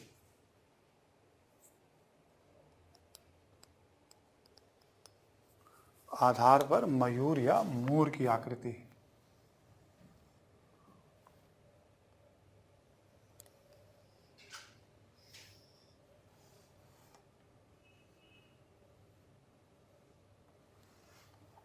ठीक है,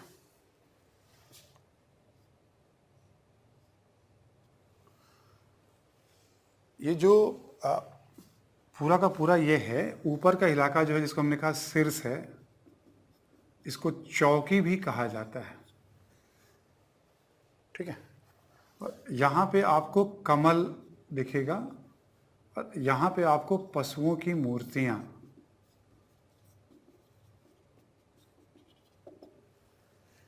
ठीक है, यहाँ पे आपको कमल दिखेगा और वहाँ पे पशुओं की मूर्तियाँ। हमने क्या बताया, ये पूरा का पूरा जो है ये अलग हिस्सा है, और यहाँ से लेकर के ये जो पूरा का पूरा हिस्सा है ये एकास्मक है, एक ही पत्थर से बना हुआ है। ऊपर वाला हिस्सा अलग से बना के उसमें लॉक किया जाता था, ठीक है, ये एकास्मक है। यही वाला हिस्सा गोलाकार भी है जो मैंने बताया आपको, इसी पर चमकीली पॉलिश भी की गई है और बेस में मयूर की आकृति मिलेगी आपको। भूमि के भीतर इसको वो किया गया है, गाड़ा गया है ना, बेस में आपको अलग से उसके लिए वो बनाया नहीं गया, बल्कि भूमि के भीतर उसको गाड़ा गया है। और ये जो स्तंभ होता है ना, इस पे आदेश लिखे हुए हैं अशोक के। आपको याद होगा ना, स्तंभ लेख की बात कर रहे थे हम लोग। स्तंभ पे आदि सांची, सारनाथ, कौशाम्बी में क्या है, संघ में फूट डालने वालों को चेतावनी। आपको याद होगा दिल्ली टोपरा, दिल्ली मेरठ, हमने कहा था 7 आदेश 6 स्थलों से प्राप्त, ठीक है। तो ये सारी बातें हमने इसी पर आदेश लिखा हुआ है। तो आप डायग्राम भी बिल्कुल ऐसा बना सकते हैं, बनाना चाहें तो आप। तो हमने स्थापत्य में पहले भी बताया आपको कि जैसे एविडेंस कहाँ से मिलते हैं, 1 किसने बनवाया, 2 या किस काल का है, 3 उसकी कलात्मक विशेषताएं क्या हैं। कलात्मक विशेषताएं में कभी भी आपको टेक्निकल बातें या इंजीनियर वाली दृष्टिकोण से नहीं बताइएगा। आप इतने एंगल में बना हुआ है, मतलब एक ना सामान्य रहने दीजिएगा। यदि आप इंजीनियर भी हैं तो ज़्यादा उसमें कुछ दिमाग मत लगा दीजिएगा, बस मोटी मोटी बातें देखिए और बताइए आप इसको। आपको याद है ना, हड़प्पाई स्थापत्य के दौरान मैंने आपको एक आइडिया दिया था कि स्थापत्य को पढ़ते कैसे हैं। एविडेंस बता दीजिए, काल का बता दीजिए, कहाँ कहाँ से मिला है, कलात्मक विशेषता बताइए, और कुछ आप उसका महत्व बता सकते हैं तो बता दीजिए, है ना। लेकिन आप लिखें कलात्मक दृष्टिकोण, अगला पॉइंट लिखें आप, कलात्मक दृष्टिकोण के साथ साथ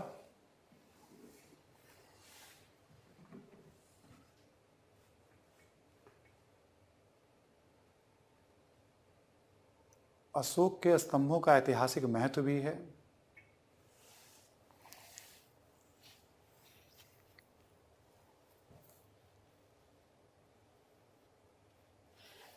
महत्व भी है।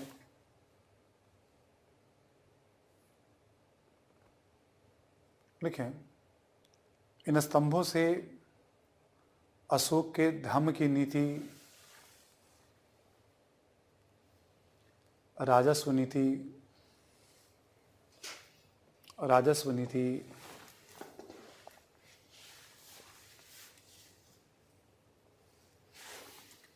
सांप्रदायिक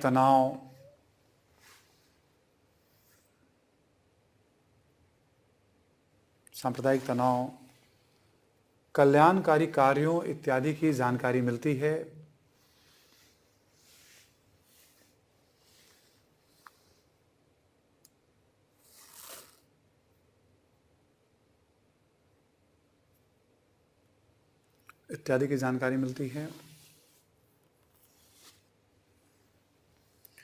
जो हमने लिखाया था आपको स्तंभ लेख में, देखिए क्या क्या लिखा था। लुम्बिनी में बलि नामक कर को माफ किया, ऐसा हमने लिखवाया। जैसे मानो तो कर प्रशासन हो गया। धम्म की परिभाषा है, तो सांची सारनाथ में बौद्ध संप्रदाय में फूट की बात है ना। तो बस ये सब पता चलता है अशोक के पॉलिसीज़ के बारे में, हमें इससे काफ़ी हेल्प मिलता है। कलात्मक पक्ष तो इसका है ही, लेकिन इसी के साथ साथ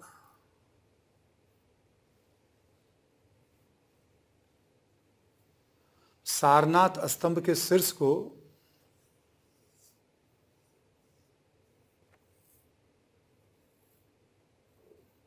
राष्ट्रीय प्रतीक का दर्जा दिया गया है।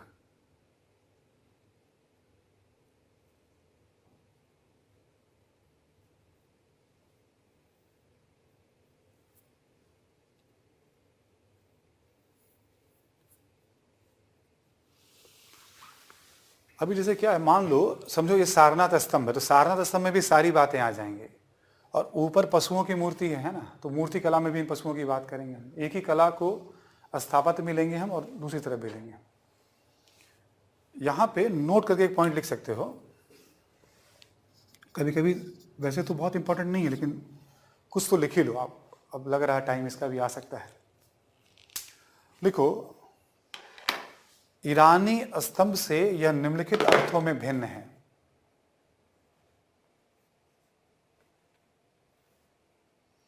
ईरानी स्तंभ से यह निम्नलिखित अर्थों में भिन्न है।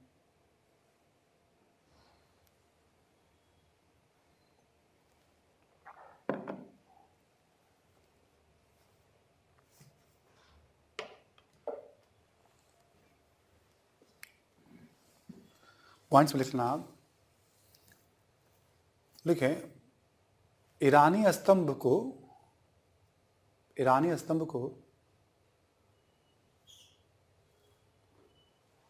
कई चरणों में जोड़कर बनाया गया है, ना कि वह एकास्मक है। या ऐसे भी कह सकते हो, ईरानी स्तंभ एकास्मक नहीं है। एक ही लाइन काफी होगा। ईरानी स्तंभ एकास्मक नहीं है। आपको याद होगा कि हम लोगों ने जब ईरानी आक्रमण के बारे में बताया था 2 क्लास पहले, तो मैंने कहा था कि मौर्यकालीन कला पे भी इसका इम्पैक्ट दिखा है। हो सकता है अशोक ने प्रेरणा वहां से ली हो, कई लोग मानते हैं, कोई बुराई नहीं है इसमें। देखा होगा कि भाई वहां पे भी शासक इस तरह का यूज कर रहा है लोगों से संपर्क स्थापित करने के लिए, है ना। तो वहां एकास्मक नहीं है, यहां एकास्मक है। दूसरा पॉइंट लिखो, ईरान में शीर्ष पर मानव की मूर्तियां हैं। ईरान में शीर्ष पर मानव की मूर्तियां हैं।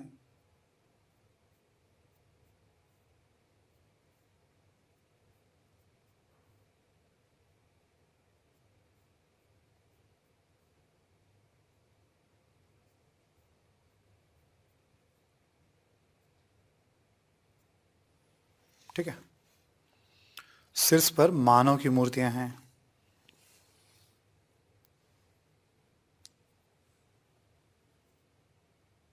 ठीक है, अगला लिखें आप इसमें, शीर्ष पर मानव की मूर्तियां हैं। नेक्स्ट लिखें, ईरानी स्तंभ मौर्य स्तंभ की तरह गोलाकार नहीं है।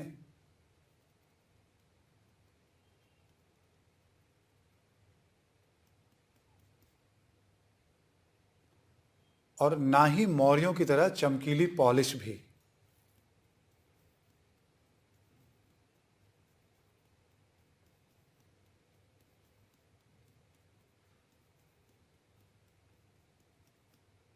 ना ही मौर्यों की तरह चमकीली पॉलिश भी।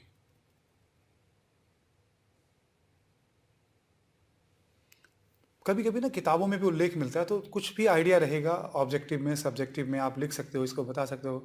ऐसा माना जाता है कि प्रेरणा वहां से ली गई होगी, है ना। लेकिन एकदम से हूबहू वैसा ही है ऐसा नहीं है। ठीक है, अंतर माना जाता है। हम लोग क्या पढ़ रहे हैं इस समय? मौर्यकालीन कला। कला में स्थापत्य, और स्थापत्य में हमने क्या देखा? स्तंभ, पिलर के बारे में। ठीक है,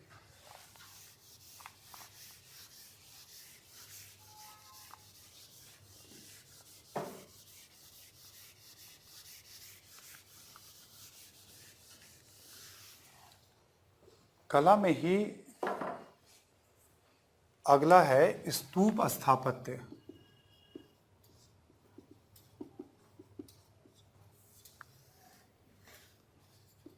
क्या है? फिर थोड़ा वर्गीकरण देख लेंगे हम, फिर संरचना देख लेंगे हम, फिर मौर्य काल की चर्चा कर लेंगे। ठीक है, इसका भी एक डायग्राम बना देंगे अभी। लिखिए आप पहले क्या है। बुद्ध के अवशेषों पर निर्मित अर्ध गोलाकार ढांचा,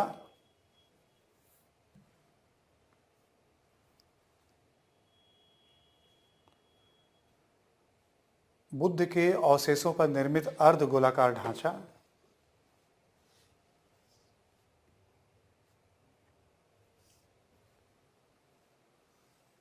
और यह बुद्ध के महापरिनिर्वाण का प्रतीक माना जाता है।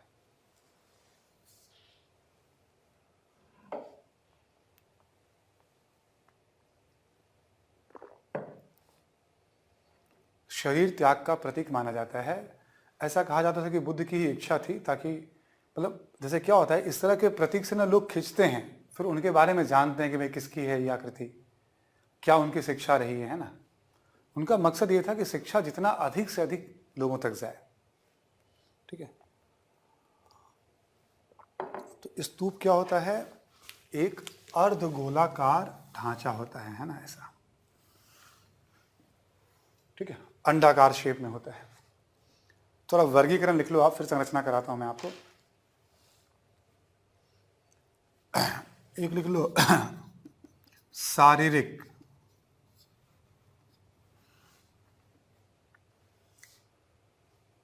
लिखो शारीरिक अवशेषों पर निर्मित स्तूप।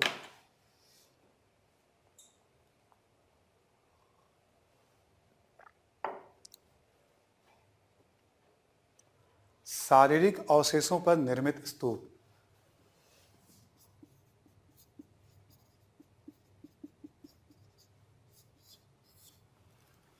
पारिभौगिक,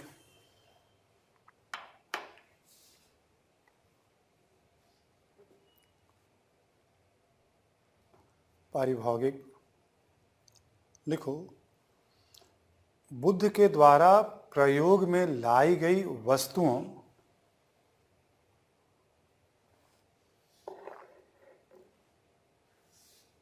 पर निर्मित स्तूप।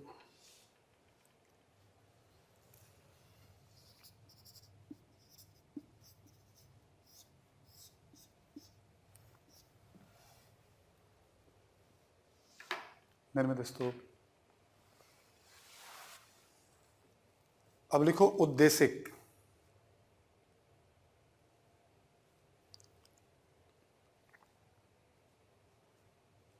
उद्देशिक लिखो बुद्ध के जीवन से संबंधित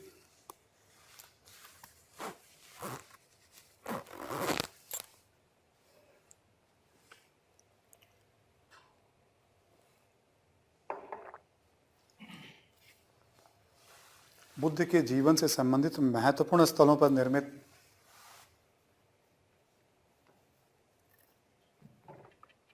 स्तूप।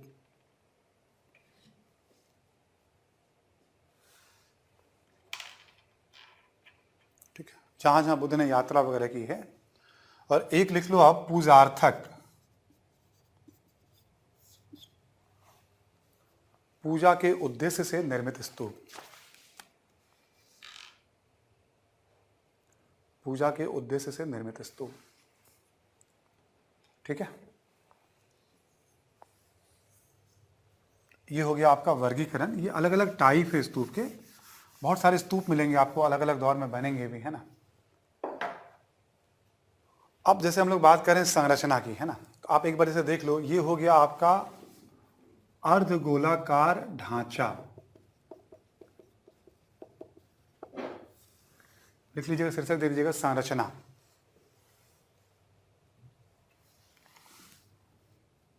शीर्ष पे एक बॉक्स बना रहता है, इसको कहते हैं हर्मिका।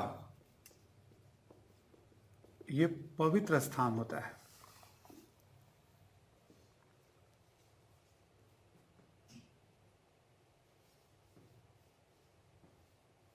ठीक है, जो अवशेष वगैरह है ना, बुद्ध के शरीर के अवशेष हों, या जैसा हमने कहा कि अभी उनके द्वारा उपयोग में लाई गई वस्तुएं वगैरह हो, ये सब यहीं पे रहता है, हर्मिका में रहता है।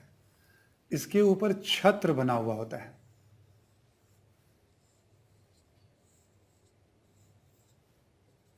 छत्र।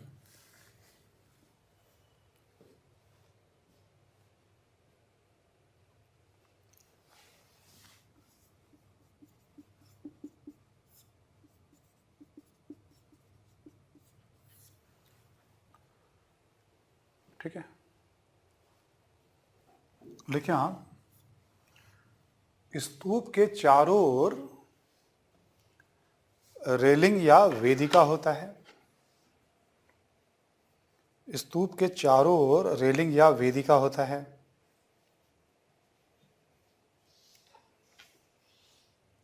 ठीक है, जैसे ना सुरक्षा दीवार वगैरह होगी चारों तरफ, स्तूप के चारों तरफ, जैसे मान लो गोलाकार ढांचा है ये ना हर्मिका की तरफ भी रेलिंग होता है, ये स्तूप के भी चारों तरफ होता है। लिखो तोरण, प्रवेश द्वार,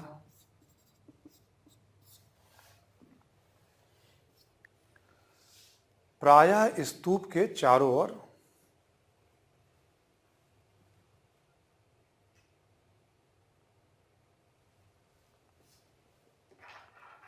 प्रायः स्तूप के चारों ओर,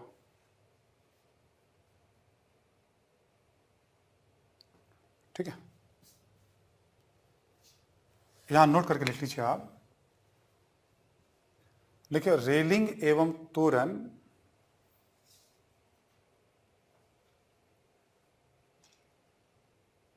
रेलिंग एवं तोरण पर बड़ी संख्या में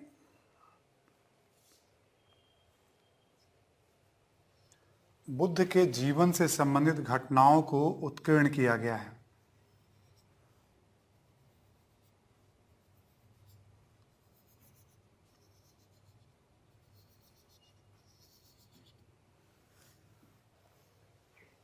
बड़ी संख्या में बुद्ध के जीवन से संबंधित घटनाओं को उत्कीर्ण किया गया है। कभी भी हम देखेंगे ना स्तूप में, तो रेलिंग और तोरण से काफी कुछ पता चलता है, उसमें मूर्तियां बनाई गई हैं उसमें, है ना, उत्कीर्ण किया गया। ये सब लकड़ी के, पत्थर के बने होते हैं, वो सब तो हम बात कर ही लेंगे आपसे हम अभी, है ना। धरातल पे भी होता है, चबूतरे पे भी बनता है ना, ऐसे करके बेस जो होता है इसका, एक बेस होता है यहाँ पे, इसको हम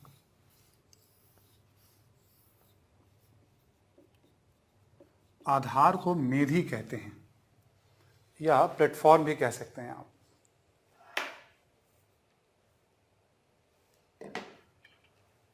तो नॉर्मली स्तूप की संरचना क्या है ये तो क्लियर होगी सभी को। आप इसको डायग्राम के रूप में बना सकते हैं। मौर्य काल, मौजोत्तर काल, गुप्त काल, तीनों काल में स्तूप बना, हम आगे भी बात करेंगे आपसे।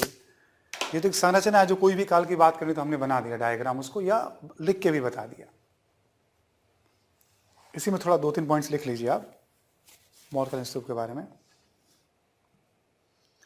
लिखो मौर्यों से पूर्व साहित्यिक साक्ष्यों से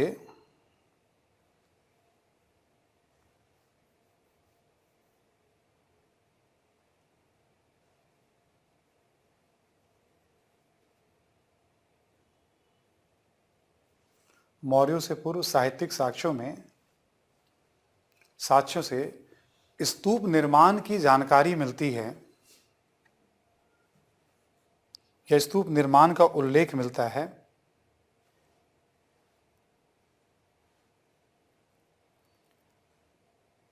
लेकिन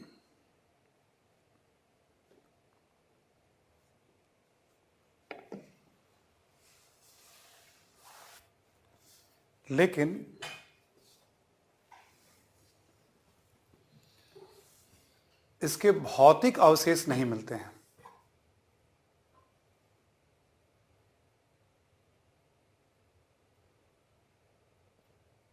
लेकिन इसके भौतिक अवशेष नहीं मिलते हैं।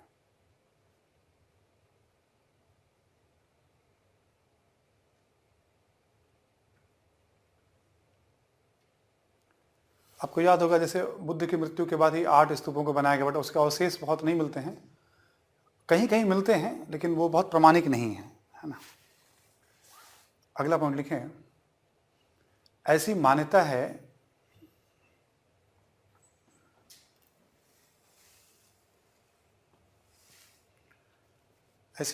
है कि अशोक ने 84,000 स्तूपों का निर्माण कराया था।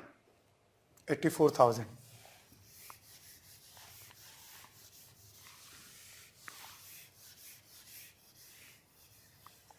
अशोक ने 84,000 स्तूपों का निर्माण कराया था। लेकिन यह काल्पनिक हो सकती है,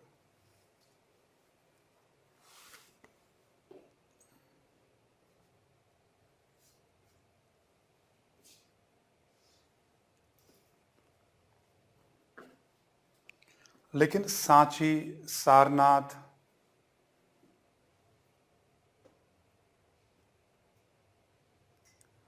तक्षशिला इत्यादि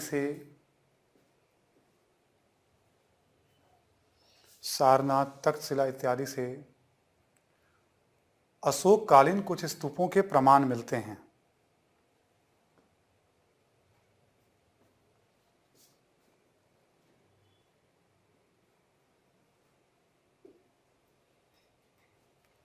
स्तूपों के प्रमाण मिलते हैं। ठीक है,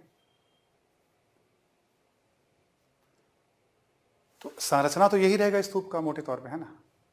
देखो, इनकी सामान्य विशेषताएं हैं।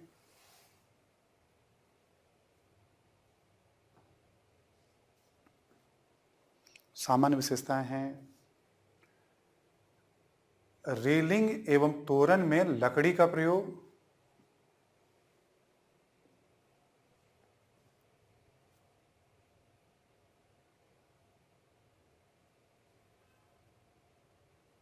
रेलिंग एवं तोरण में लकड़ी का प्रयोग तथा मुख्य ढांचे के निर्माण में ईंटों का प्रयोग।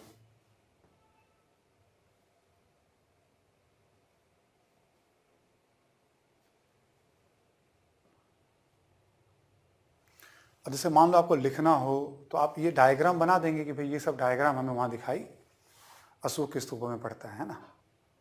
तो सांची, सारनाथ, यहाँ से कुछ स्तूप के प्रमाण मिल रहे हैं। एक शहर में बहुत सारे स्तूप मिलेंगे, जैसे सांची में बहुत सारे स्तूप मिलेंगे, छोटे छोटे स्तूप भी मिलेंगे, जो भिक्षु वगैरह होते हैं उनके भी स्तूप पास में बना दिए जाते हैं ना। सांची का जो एक फेमस स्तूप है महास्तूप, आप देखिएगा रुपए पे भी, जो हम लोगों के रुपए है ना चलते हैं, उसमें सब पे अलग अलग आकृति बनी हुई है। किसी पे लाल किला मिलेगा आपको, किसी पे कोणार्क का मंदिर है, किसी पे सांची का स्तूप है, किसी पे हम्पी है। वो सभी नोट कर लीजिएगा, कभी ना कभी सवाल तो आ ही जाएगा, है ना। तो महास्तूप कहा गया उसे, तो वो अशोक कालीन निर्मित है वो, है ना। हम लोग क्या पढ़ रहे थे अभी? मौर्य कला पढ़ रहे हैं अभी। और मौर्य कला में हम क्या पढ़ रहे हैं अभी? स्थापत्य पढ़ रहे हैं। स्थापत्य में मैंने क्या बताया आपको? स्तंभ के बारे में बताया मैंने आपको, स्तूप के बारे में बताया आपको। दो चीज़ों का इसमें भी और जिक्र होगा, एक विहार और एक राजमहल। फिर मूर्तिकला, इसके साथ ही मौर्य काल जो है आपका कंप्लीट हो जाएगा, है ना। तो ज़रा एक मेडिकल इशू है, हमारे बहुत करीबी हैं, तो मुझे जाना पड़ेगा वहाँ पे ज़रा, है ना।